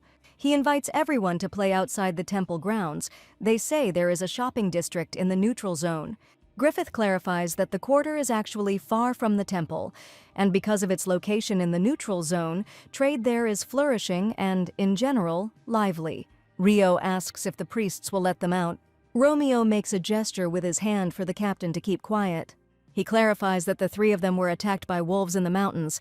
Such a serious incident would create a gap between the empires and the Kreutz Temple. Griffith says that since they decided to turn a blind eye to this, they now have a weak spot in the temple. Romeo happily says that it is time to restore order and force the priests to react. After all, they will assign them escorts anyway. The traveler really wanted to visit the outside of the temple, because she had only been in the far corner of the castle and in the temple. If she missed this chance, then another one might not present itself. Rio agrees to go together, and Romeo becomes even more joyful. Oscar says he wants to stay. The initiator of the whole walk immediately asks him about the reasons, whether he wants to walk with them specifically, or whether it's something else. The guy replies that he just wants to sleep and they can go without him. He leaves the room. The traveler is very surprised and upset by this. Suddenly she remembers his words. He is afraid to be in crowded places. It is not only because of the trauma he received from his father, but he is also afraid around others. The girl thinks about how she can help Oscar, and suddenly an idea comes to her. Romeo immediately asks what's wrong with him, because it's not every day that you get a chance to have fun outside. But he is very surprised that the captain suggests that everyone go for a walk. Rio asks why the guy was so surprised, since they all wanted to go for a walk. Romeo does not dare to leave Oscar alone and go away without him. The time traveler recalls that at first it was she who irritated Oscar. Still, Romeo is not as bad as he may seem. A smile appears on the girl's face. The carriage arrives at the shopping district. Many people in the brightest outfits are having conversations and selling goods in shops. The street outside the temple greatly amazed the newcomer, but not her subordinate princes. Romeo says that this shopping mall still doesn't compare to the Roseberry Empire's shopping district. Calix says there's nothing to see here, just a hassle, but Griffith is happy with the cleanliness of the street. The traveler curses them in her thoughts, calling them vile nobles. A knight suddenly addresses the princes and reminds them not to stray too far from the group because too many people are gathering there. Rio promises that they will be as careful as possible and thanks them for their concern. As Romeo had expected, the priests let them go and allowed them to walk only in the area near the temple, but they assigned them 5 knights to accompany them. The time traveler wonders whether they should look for something special. But suddenly an idea comes to her. Romeo asks if the captain noticed anything interesting. The guy asks if Rio is not only a mama's boy, but also sleeps with a doll. The shop owner welcomes the young children, but he is frightened by the appearance of several knights next to them. The thought occurs to him that these children could be from royal families. Rio notices what he was looking for. The toy rabbit seems to be looking back at him. The crown prince takes the toy in his hand and his cheeks turn red. Romeo doesn't understand his admiration and asks if he really loves her and if he's going to buy it, since they're not girls. The captain asks if girls can love dolls. Romeo replies that of course not, and Rio asks if Calix has money. The guy replies that he didn't even take anything and he doesn't even have any money with him. Romeo says that he doesn't have anything either, because they shouldn't be carrying something like that around with them. The captain immediately asks Griffith if he has anything. He is smart and probably took a little. Griffith replies that he has just that, and Rio calls him his most trusted subordinate, asks him to borrow it, and promises to return everything. The guy allows her not to repay the debt and buy another doll, because the captain is very happy, which makes the girl even more delighted. Griffith asks to choose faster. The captain agrees, pleased with his kindness. In the original story, there are 2 episodes associated with the dolls. One is related to Oscar. He is secretly in love with the protagonist, Juliana. When he found out that she was going to marry the original main male character, he immediately began to look for her. He confessed his love to her too late, but Juliana, although she was a kind person, politely refused him. The girl gave him one of the dolls that her father and brothers constantly gave her. The girl has long since become an adult, so it is strange to receive a doll as a gift, but she likes it. It seems to her that she will protect her all her life, and she gives it to Oscar. At that time, Juliana was overwhelmed with toys that her father and brothers had given her. She didn't know what to do with them, and she gave them to everyone she met. But the doll became special for Oscar. She became for him the one who did not see in him the red-eyed monster who killed his father and seized the throne by force, was not afraid and gave him a doll. Oscar in the original story was able to get rid of the nightmare that had haunted him all his life. While it may not have the same effect as the gift from the original story's protagonist, it might at least help him calm down, at least psychologically. Rio chooses 2 rabbits, and Griffith asks if he is going to give one of them to Oscar. Calix asks if he can buy one of the dolls for himself, to which Griffith refuses. Romeo also asks to buy a doll at least for him, but receives the same refusal. Romeo disapprovingly calls him terribly rude. Griffith lets out a heavy sigh of irritation. He agrees that the two of them should choose just one each, to which Romeo immediately, happily ran to look for the biggest one. This moment is very memorable for the traveler and resonates in her heart. The doll is now hers, a cute plush bunny who smiles at her. The girl hugs her doll, and the doll she wants to give to Oscar. Not understanding why this makes her so happy, she wants to help him, but there is no lie in her feelings. She begins to think about the reason why she chose the dolls, but suddenly decides that it might be because Raylia wanted it. But the time traveler is not going to act like in the original story, but one cannot be sure that greed will not appear, even if only a little. Although if the toy is with her, then she will definitely be fine. The second episode involving dolls, when Raylia steals the protagonist's doll, this will never happen now. Juliana is the main character of the novel, a sweet girl loved by everyone. She grew up in extremely disadvantaged circumstances. Her father was a cruel man and abused Juliana, and Juliana's miserable days continued until one meeting with someone. This man beat her father to the point that his fists were bloody. It turned out to be the one everyone thought was dead. The former emperor of Auraria, Perseus Aurarius, he became a victim of the machinations of his younger brother. Perseus lost his wife, baby, and his throne, after which he ran away with the twin princes and hid for a long time. And so Juliana's mother became his wife, and together they began to make plans to return to the throne. In a sense, it was an arranged marriage, and in the end, Juliana became the emperor's daughter. Perseus gathered old allies and those who were dissatisfied with the rule of Ridios and killed his brother. 10 years after losing the throne, the real emperor regained his empire. By this point, the real Crown Prince Rio had already disappeared from history, having already met his tragic end, poisoned by his vassals who held a grudge against Ridios. On the other hand, Juliana enjoyed the fairy tale life of the only princess and wanted to get at least a little closer to Perseus. The girl wanted to make up for the peaceful time she was unable to spend with her biological father. Juliana wanted to hold hands with her father, just like any other child. He shouted at his daughter not to touch him, but then a terrible fear appeared on Perseus's face from the realization of what he had done. The man accidentally hit her hand, and this caused poor Juliana great mental trauma, as well as Perseus himself. Juliana asked her mother if her father hated her, and her mother answered that of course not. He did not hate her. The little girl wants to start talking about the opposite, but her mother asks to look at her.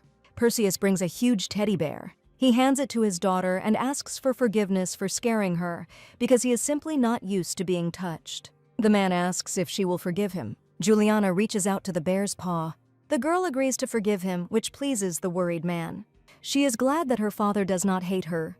This was noticed by two twin brothers. In this episode, Perseus and her two brothers fell in love with Juliana, after which they began to give her dolls as gifts. Why is Raylia not in this part of the story? Because she is not the main character and lived in a tower where even sunlight did not reach. After assuring life in the temple as the fake Rio, Raylia was left with only this tower, nothing more than life in this tower. Ridios and Rio died, and Perseus was responsible for her fate. The vassals argued daily about how to get rid of her, calling Perseus a usurper who had seized the throne and was asking him to take care of his child. They actively negotiated about the future of Raylia, feared a possible uprising, and proposed candidates for her political marriage. Perseus was tired of this dismal meeting. In the end, he said that he didn't even want to hear Raylia's name and postponed the decision indefinitely, allowing her to continue living in the tower. He didn't even care that his sister's daughter was starving. It didn't cross the line. After all, Raylia's mother, Princess Iris, was a villain who tortured Perseus's dead wife, Elizabeth, and he would never help Raylia, whom he hated to death. Juliana is a bright and sweet girl who had everything. And Raylia, the skinny, natural child who never had anything. Raylia was so hungry that she didn't even have the strength to become an envious villain who would mock Juliana. All she could do was go into the forest behind the castle to look for fruit and not die of hunger. A minor character with no interesting traits. That day would have been no different from any other if she hadn't found a blanket and a picnic basket and met Juliana. She could have simply remained an insignificant supporting character, but Raylia immediately ran to the basket containing the picnic food. The girl looks at her with excitement. Her hand reaches for the cookies and immediately grabs one of them. Relia ate cookies one after another, but something makes her stop immediately. An unfamiliar girl was sleeping on the blankets. It turned out to be Juliana. At first, Relia only wrinkled her face with disdain, but then her eyes instantly sparkled with admiration. In the hands of the sleeping Juliana lay a teddy bear. Relia herself did not understand how greed, attracted by the sweet aroma, began to play within her. She reaches out her hand to someone else's doll. The girl, completely overcome with envy, snatches the teddy bear. Despite her envy, she wanted to hug the doll to feel at least a little bit of love. Even this made her very happy. Relia hugs the doll with both hands. She quickly gets ready to leave, but suddenly she is noticed and ordered to stop, and that is when all the problems began. The twin brothers ask how she dares to steal from the princess. The thief should be ashamed. They recognize her. The brothers realize that in front of them is the daughter of their aunt, who tortured their mother. Juliana notices that her doll is not next to her, and her brothers ask if their mother's torture wasn't enough. Now her daughter is stealing Juliana's things. They shout at her. How dare she steal in the imperial palace? Juliana asks them to stop and stop talking like that. She greets her and introduces herself, saying that this doll is very dear to her. The girl would be very grateful if Relia returned her and asks to return her doll. Relia looks at the teddy bear with fear. She holds it out into Juliana's hands. Juliana immediately becomes happy and thanks her. The twin brothers say that there is no need to thank the thief and order to ask the thief for forgiveness. Cedric and Damien order her to kneel down and apologize to Juliana, but the young girl herself asks them to stop because the doll was returned to her. Cedric says that he is well aware of her kindness, but as the princess of the empire, she needs to set an example.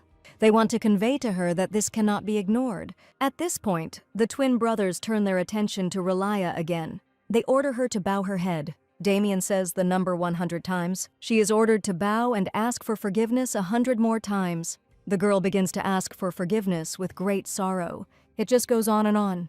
The emperor arrives in the evening. Juliana notices this and immediately calls him. He picks her up and says that it's already dinner time and they need to return to the castle.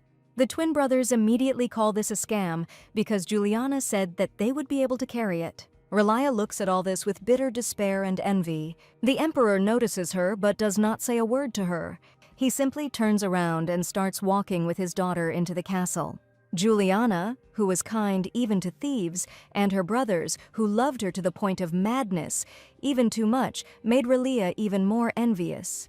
The emperor was not interested in anyone except Juliana, their behavior, as well as Relia's position, which looked like just a prop, contrasted with the original Relia, who had never experienced love. Evening is coming. Rio tells Oscar that they are all back now. Oscar greets him and asks the captain if he liked the area, but in front of his face appears a toy rabbit with a red bow, the color of his eyes. The toy rabbit smiles at him.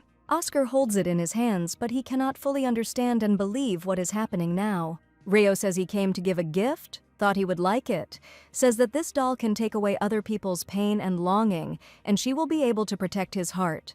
Oscar is in complete shock and confusion and can't even find the words to say. Romeo says their captain is talking nonsense again. Griffith can't believe they are all the same age. Rio notices that they all bought the exact same doll. Oscar asks if they all have the same dolls now, and Rio replies that the others almost started crying because they had dolls like theirs.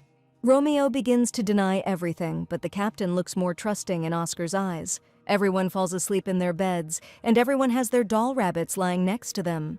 The time traveler looks at her rabbit with a turquoise bow. She likes the fact that this toy is hers, her own, which will always be with her. She remembers that they all now have a toy rabbit, each one their own, with a bow that matches the color of their eyes. The time traveler does not envy Juliana's doll at all. There was good news. The priest finally installed another bed in their room.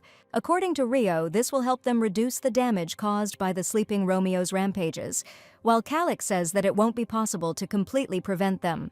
Romeo complains about their rudeness and says that he only kicked someone a couple of times or fell out of bed, suggesting that everyone should go to bed already. But the guy notices something in the window.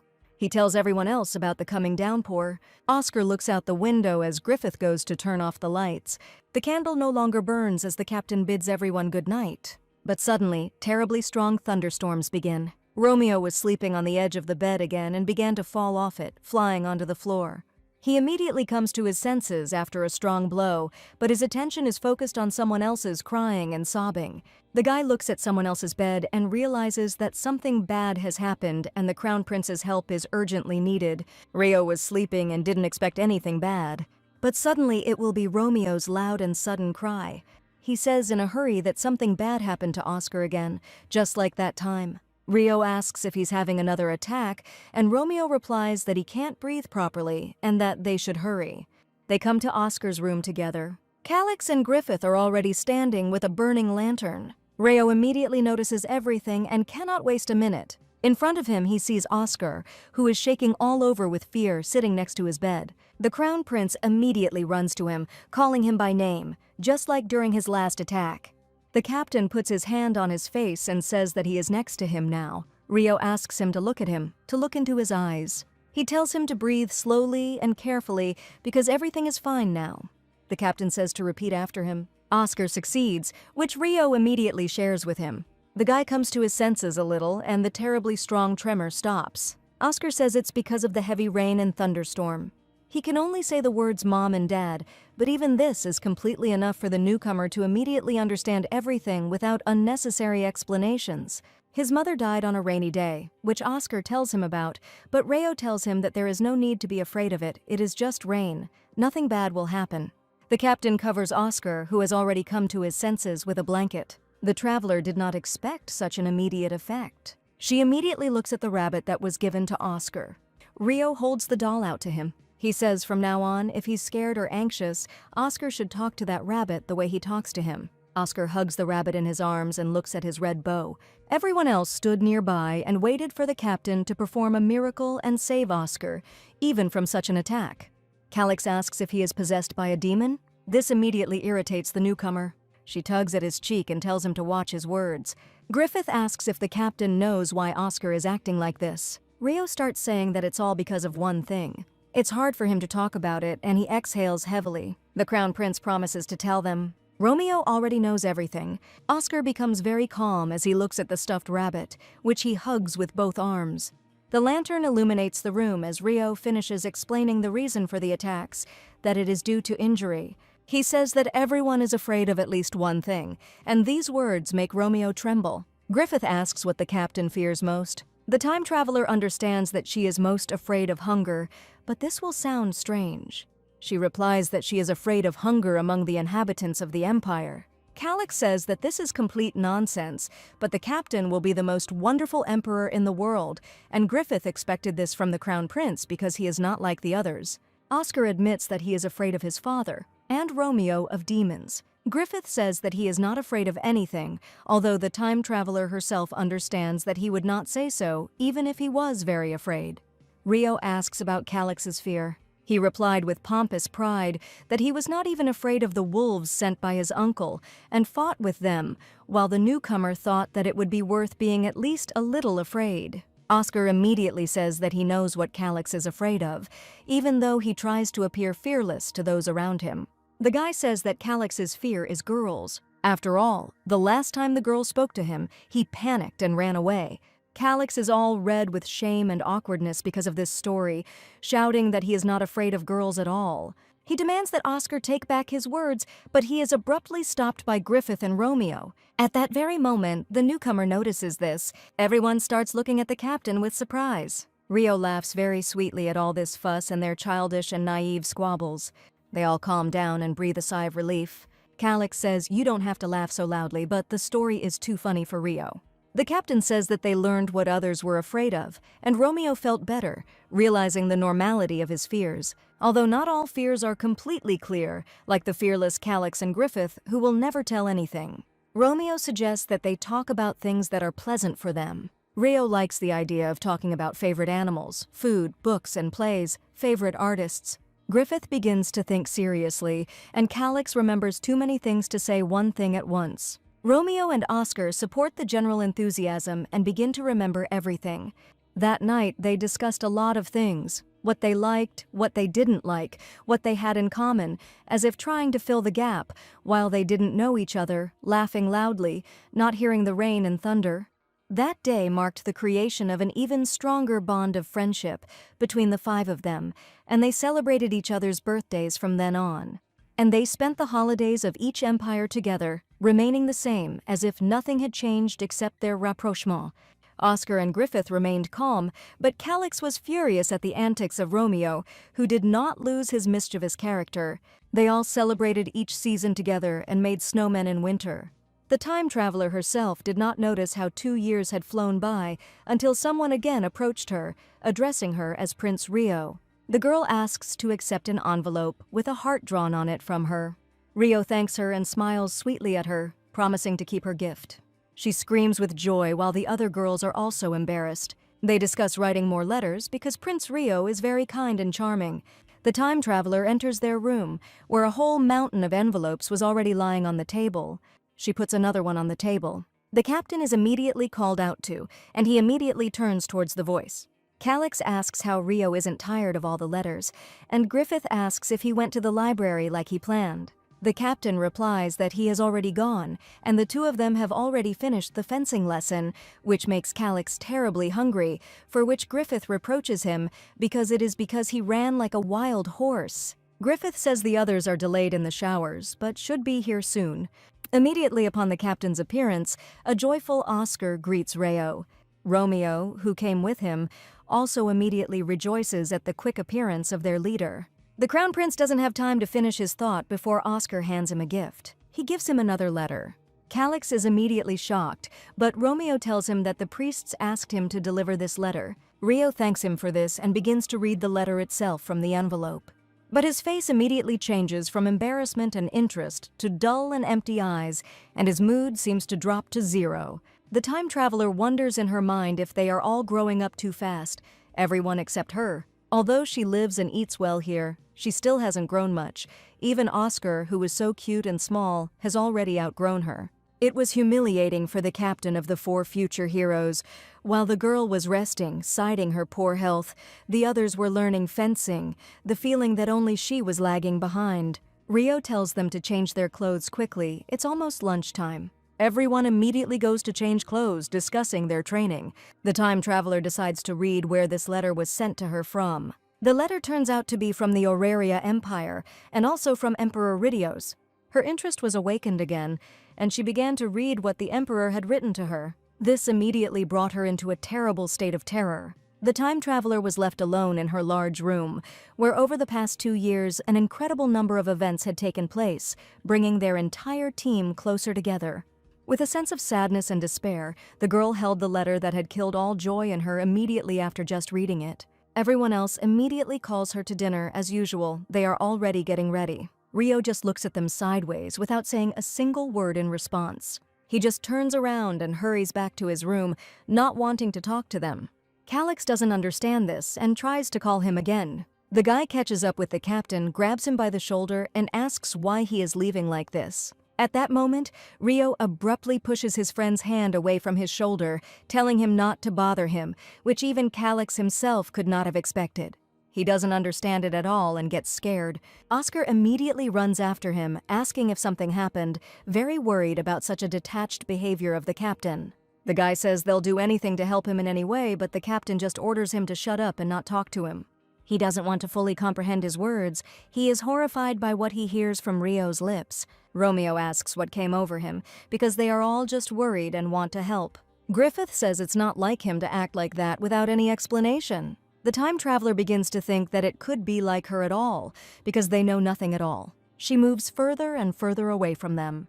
Oscar still calls the captain's name with sorrow and hope for the best. The time traveler enters her room, closing the door with her body, and tries to catch her breath.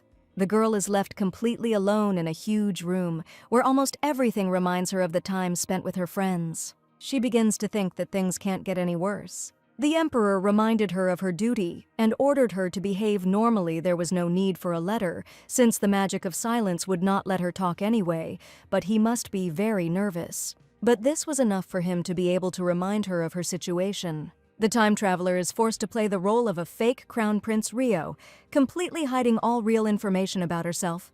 Over these 2 years, she spent a lot of time with her subordinates, they had a lot of conversations, they managed to become very good friends. But the girl could not tell them that very truth, even tell them about her real gender, name, and her status. Everything was a lie. A year later, when their paths diverge, they receive news that Crown Prince Rio is dead. She thought that everything would be easier after these 3 years, but she could not even predict that Oscar and Romeo would be so close to each other, thanks to her, would become closer to her. Calix will show his kindness and care, and Griffith will be more open with the whole team. The time they spent together was so incredibly fun that at some point the newcomer began to dream that these days would never end. She is simply a fake of a completely different person, the role of which she was forced to play, so deeply mired in this lie that she almost forgot about their future. Romeo will not be able to believe that the captain is dead. Oscar will be bawling his eyes out as soon as he reads the letter about this news. Griffith will clutch the letter with the tragic news in despair. When Calix learns of Rio's death, he starts beating walls out of sheer anger. But all the subordinates turn to the captain and force him to come out of his thoughts. The whole team looks at him with the utmost concern, and Rio tries to start a conversation with them, but starts stuttering due to worries. Romeo asks him if he really thinks they can just leave him, seeing his condition. The Crown Prince again demands that he shut his mouth and just leave him alone and in peace. Oscar is the most worried and says that their captain is acting very strangely, and they are just worried about him and want to help. Romeo asks to tell them if something serious happened. Calix is already yelling at him, asking the captain what's wrong with him, what he's supposed to think if he doesn't want to tell anything. Griffith notes that, whatever the case, he is clearly doing this on purpose. Rio is reminded of the importance of sharing your problems with your loved ones. Oscar says it was the captain who taught him to learn from his problems. He takes the Crown Prince's hands, telling him that he can rely on them if he is having a hard time. The guy talks about his desire to be someone Rio can count on. This shocks the newcomer, who expected that her relationships with all her subordinates would become terrible, but it turned out exactly the opposite. Oscar is very surprised and does not believe what he sees in front of him. Rio starts to cry, her cheeks red with embarrassment.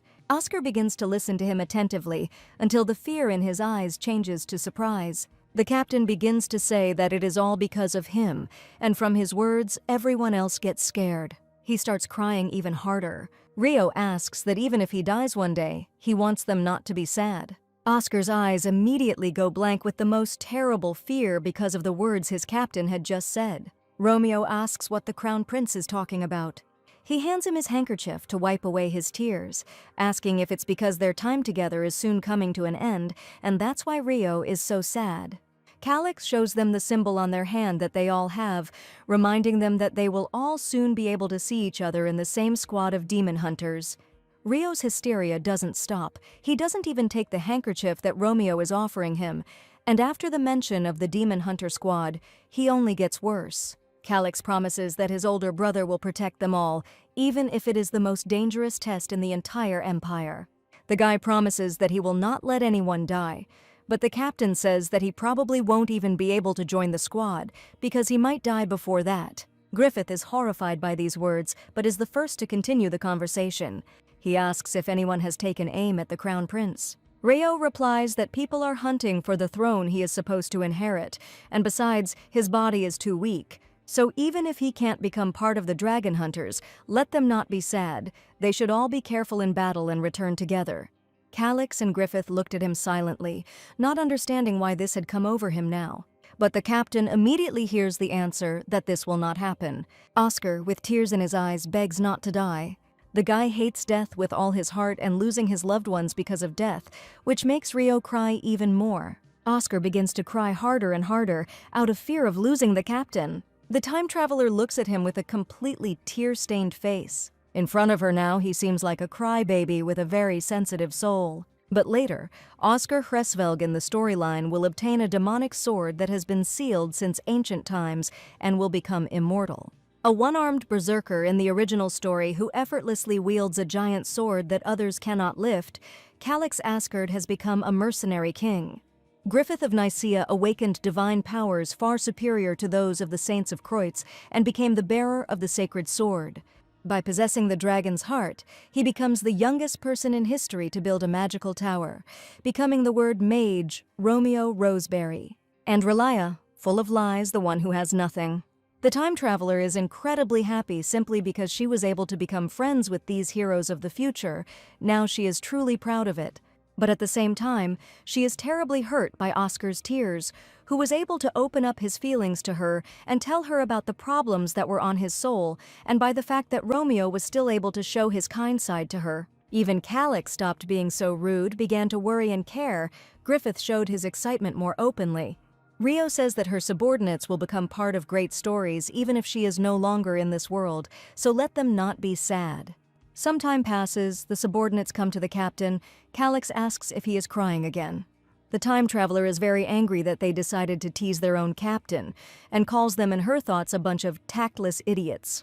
She begins to think that she has completely gone crazy, lost her mind, and does not understand how she can show herself to them after such a scene. But still, they have become more prepared for Rio's future death, so it should be okay, because it will shock them less than sudden death.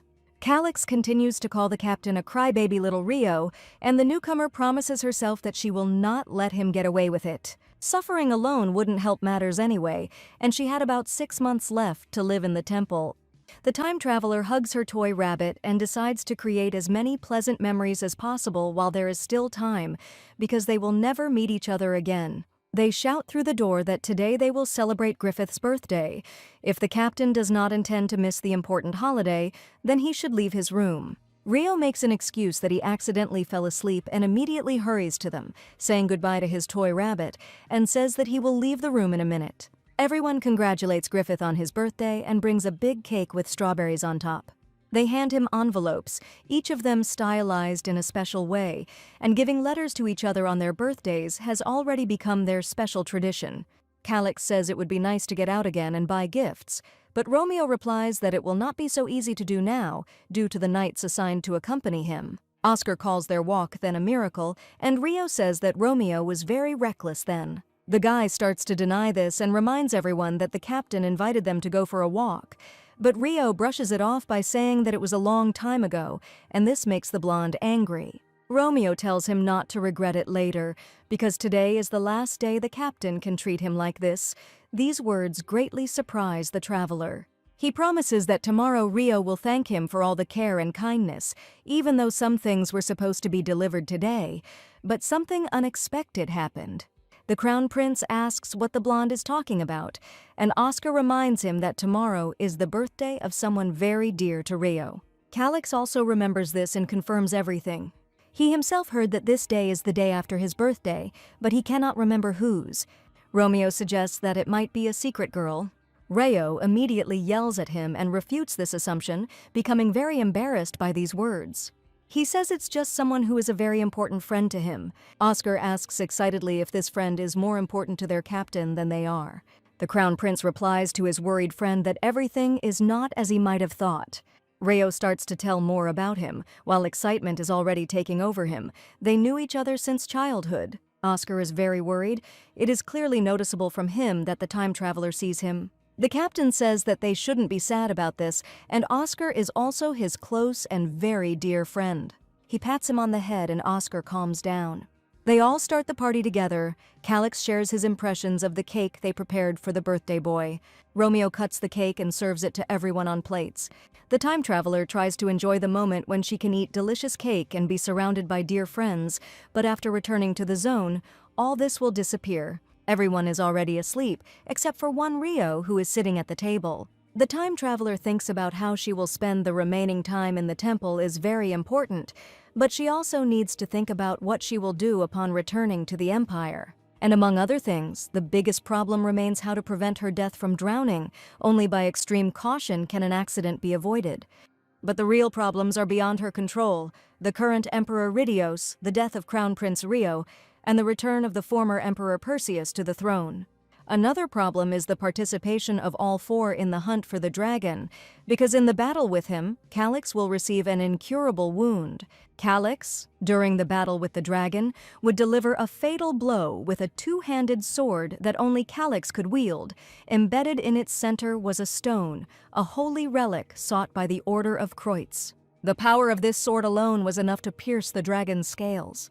Calix was able to deflect the dragon's attacks and repel them, wearing down its strength. He managed to master the sword so much that even the dragon's magic could not crush his strength and desire to protect his loved ones. After a fierce battle, Calyx slew the dragon with that very sword. And so the dragon fell and peace was restored, but Calyx had to pay for peace with his life to save everyone else. But before that, the dragon managed to inflict serious injuries on him. Calyx pierced his scales, but the dragon's fire burned through his body during the final attack, the skin and bones being pulled apart in a horrific manner. If it weren't for Griffith's divine power, he would have lost his life here and now, but thanks to his desperate healing attempts, most of the wounds were healed. But his eyes, which were the hallmark of all people from the Asgard Empire, could not be returned. At that time, the inhabitants of the Empire, who had long suffered under the tyranny of the Emperor, dreamed of a new ruler who would correct their situation and become worthy of this title. They hoped that Calyx, returning as a hero after defeating the dragon, would overthrow the tyrant and save them, but they were overcome with wild terror upon his return. Parents covered their children's eyes so that they would not see this spectacle and be frightened. Calyx returned, but he was seen as a completely different person, one that was feared. It was all because of his eyes. The symbol of their imperial family was golden eyes, which were called the eyes of the Son of Heaven, capable of seeing everything hidden. But after losing his sight, Calyx's eyes took on a mysterious new color, and people began to avoid him, claiming that he was cursed by the Dragon of Light, fated him as a hero to his face, but shunned him behind his back. No one wanted Calyx to become emperor anymore. Despite this attitude, he was not offended, did not seek a reward for saving the world, and in order not to frighten people, he began to hide his eyes. However, the original protagonist Juliana was ready to console Calyx and support him. She told him that she didn't think he was cursed, and that his eyes had saved everyone in this world, and that could never be a curse.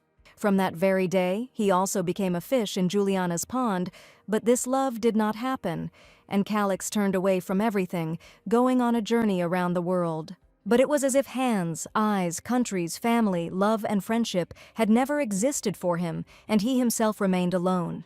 But now Calyx is smiling happily like the stupidest fool in the whole wide world. The time traveler can no longer look at him the same way, knowing that he will suffer such a difficult fate that it is almost impossible to avoid. Now the guy laughs louder than anyone else and smiles more often than anyone else, which makes it very difficult to imagine him in despair. There is no way to change Calyx's fate in the original story, because no one but him could have dealt the killing blow to the dragon.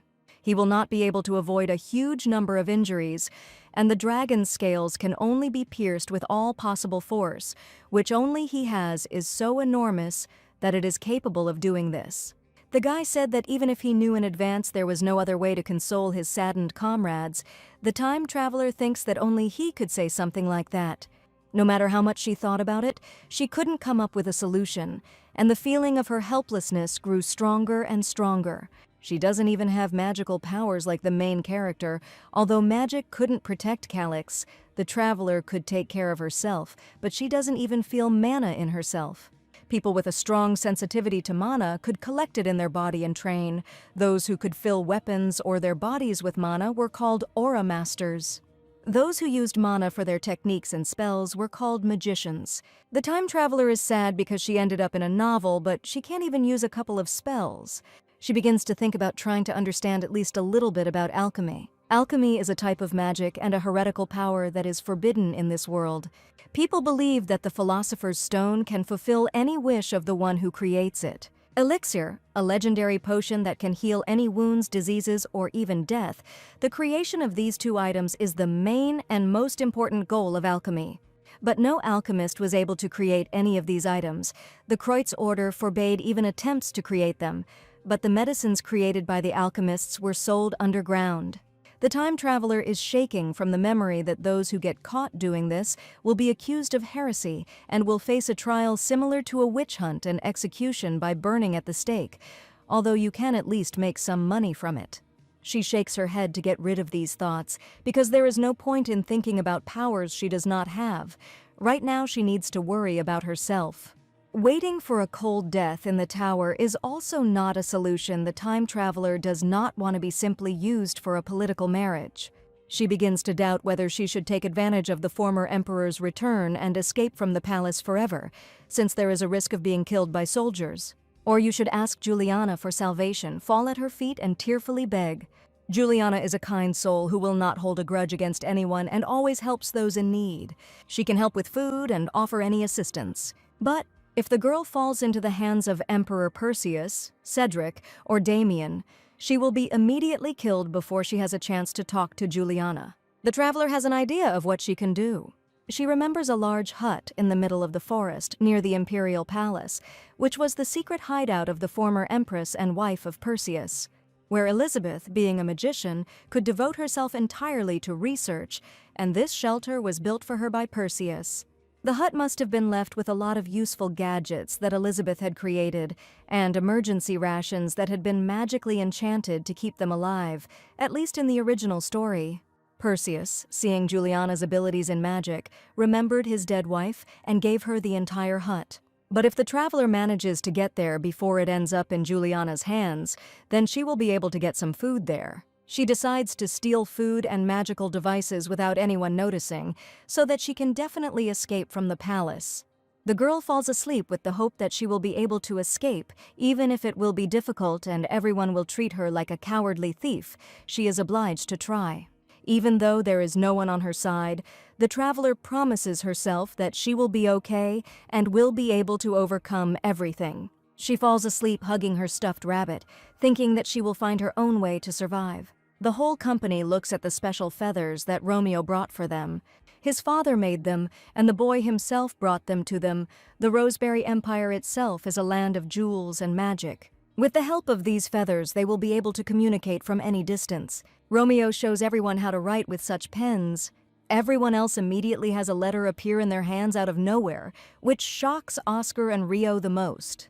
Calix and Griffith were also very surprised by this. A letter from Romeo appeared in their hands, in which he writes to use his gift with gratitude. If one of them writes a letter, then they will appear in everyone else's.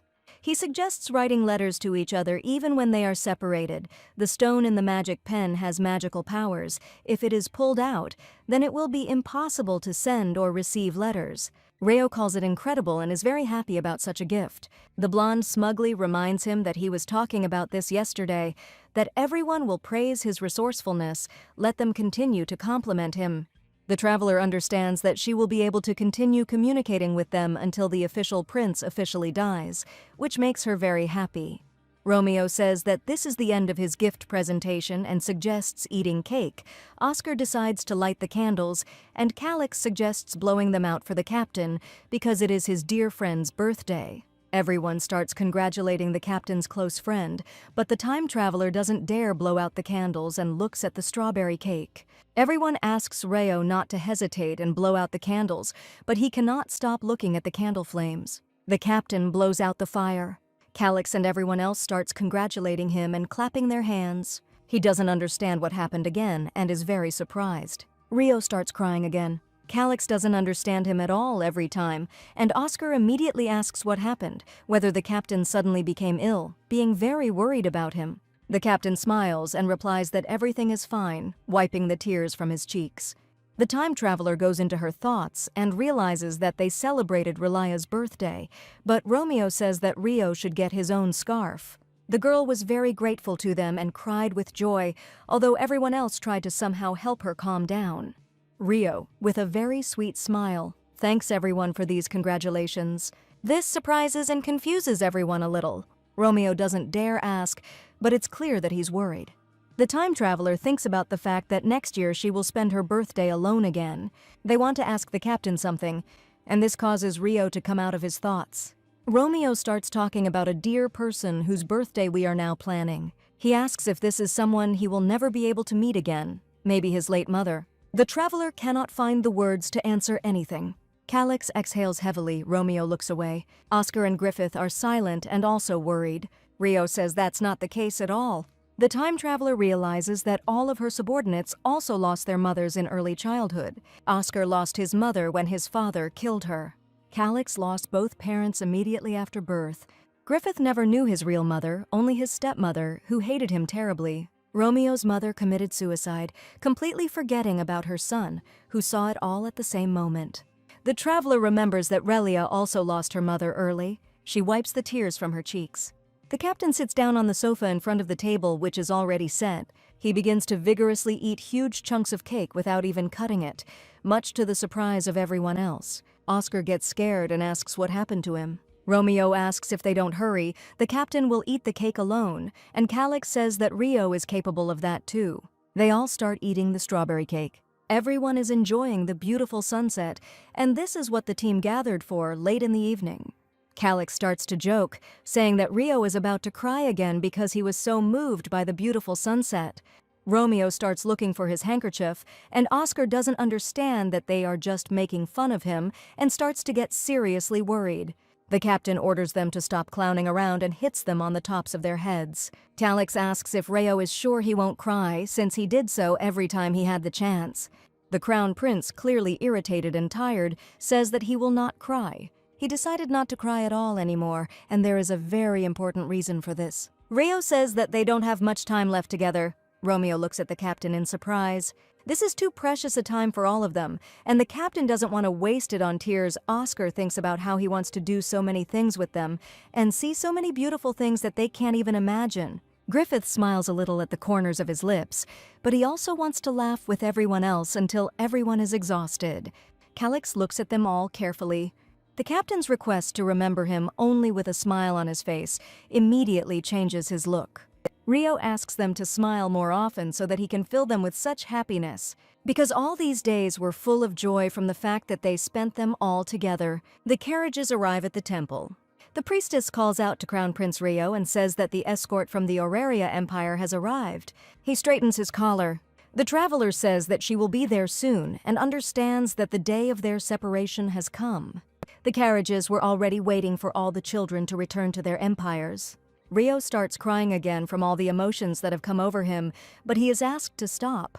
Calix reminds them that they will see each other in a few years and that they need to stop crying. Oscar also begins to shed tears and asks them all to write letters more often. Griffith says he will miss them all very much.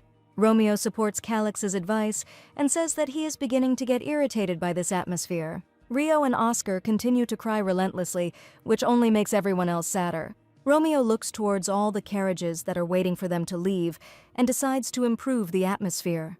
He hugs Griffith, who is always the least expecting of this gesture. The guy hugs Calix, who has become more relaxed during the 3 years he spent in the temple. Oscar also gets his consoling hugs. Romeo wishes them to stay healthy. If something happens, let them write letters immediately. All his experiences and sentimentality greatly surprise the newcomer. She remembers their first meeting when he said how much he hated each of them and starts laughing really loudly. Romeo is surprised that Rio suddenly started laughing after crying. Calix and Griffith begin to doubt that their captain is okay, which makes him confused. Rio begins to jokingly hit Calix, who shouts that Griffith should get what he said.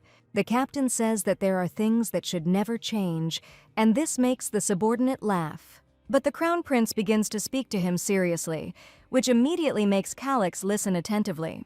Rio says that there were times when he was angry with him, but he never hated him. He always felt comfortable talking to him. He thinks that's why he was especially open with him.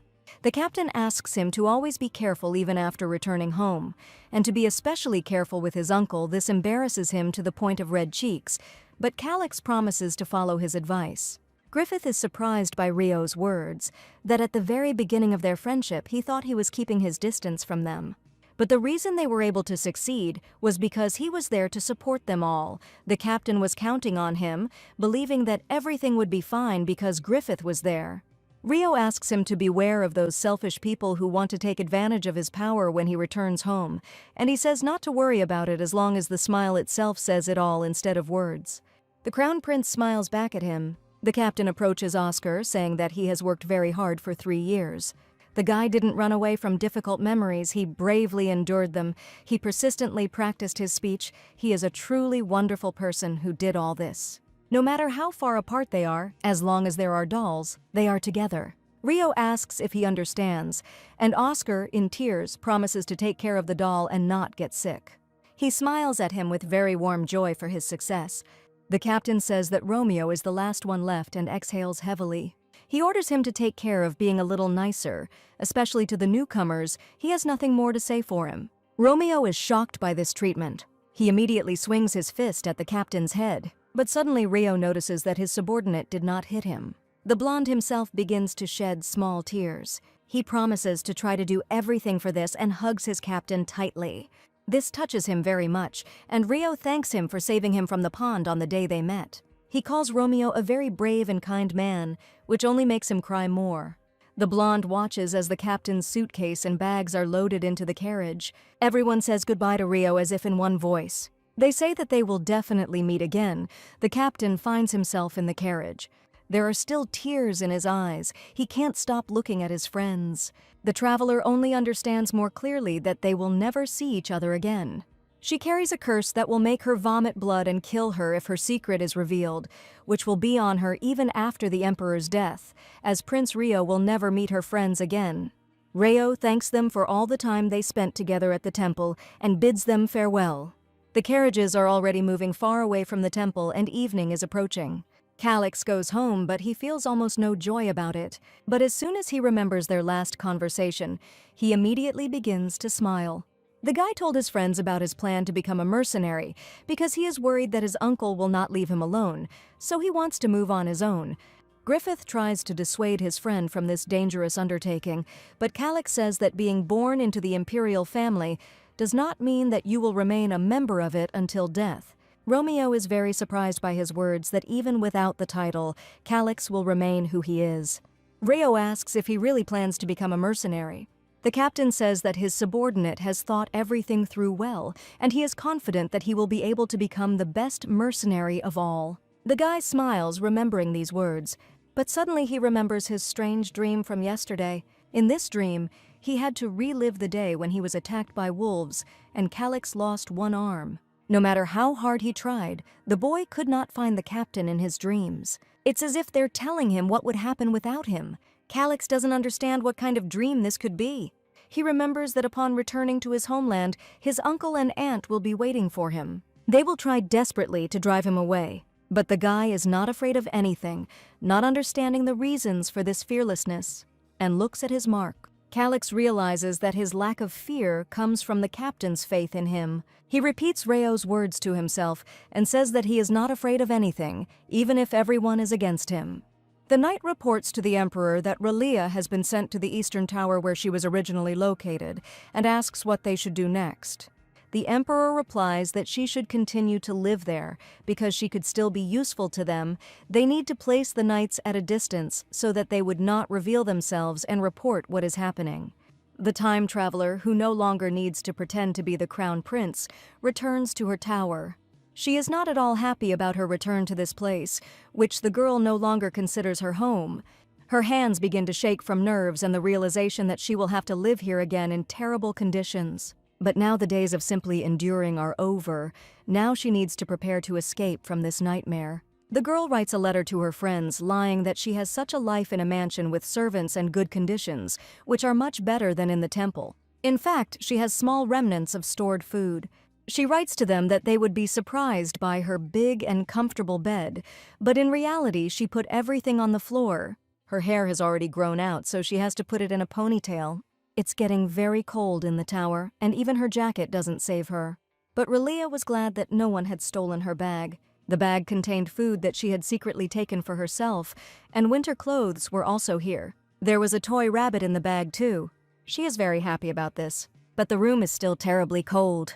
The girl begins to put branches in the fireplace to light them and warm herself up a little. After living in the temple, she developed a habit of having the priests light a fire in the oven every morning. She begins to yearn for all the comforts of life in the temple. She is happy that she managed to start a fire, but suddenly gray smoke starts coming out of it.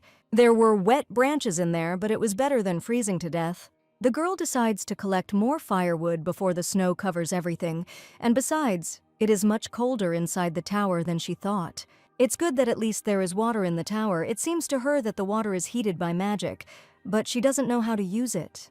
She originally planned to visit Elizabeth's secret cabin immediately upon returning home, but her plans changed dramatically. She began to feel as if Emperor Radios had assigned her a guard. If she wants to take magical items or food with her, she might be suspected of something strange and then even killed for it.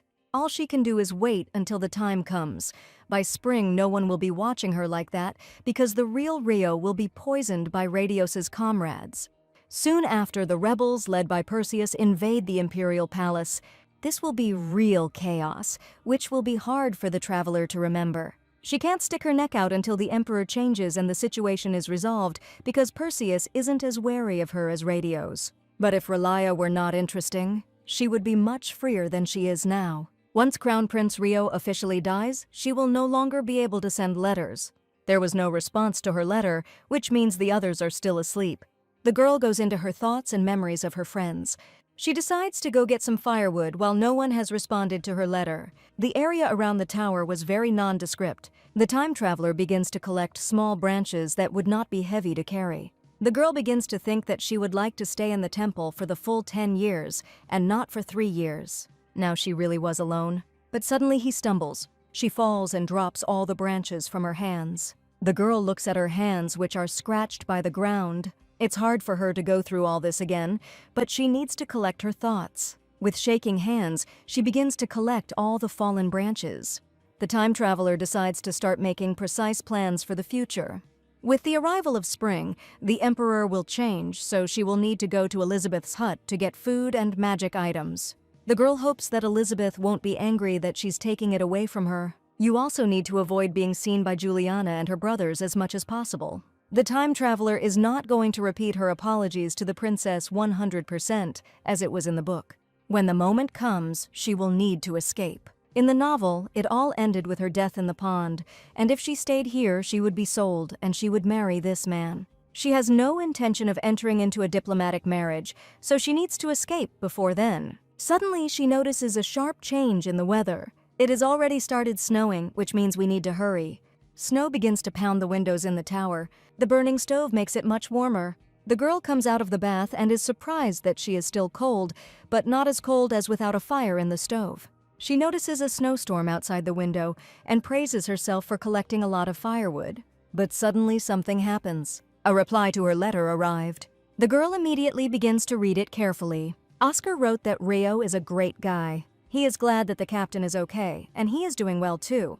The boy was very worried, but the nightmares no longer tormented him, all thanks to the toy he gave him. The traveler is very pleased to read his letter.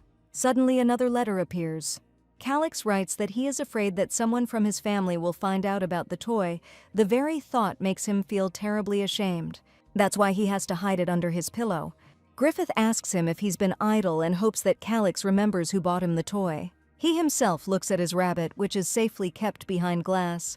Romeo writes that the temple was much better and more interesting. The blonde offers to tame our cruel dragon, saying that it sounds very tempting.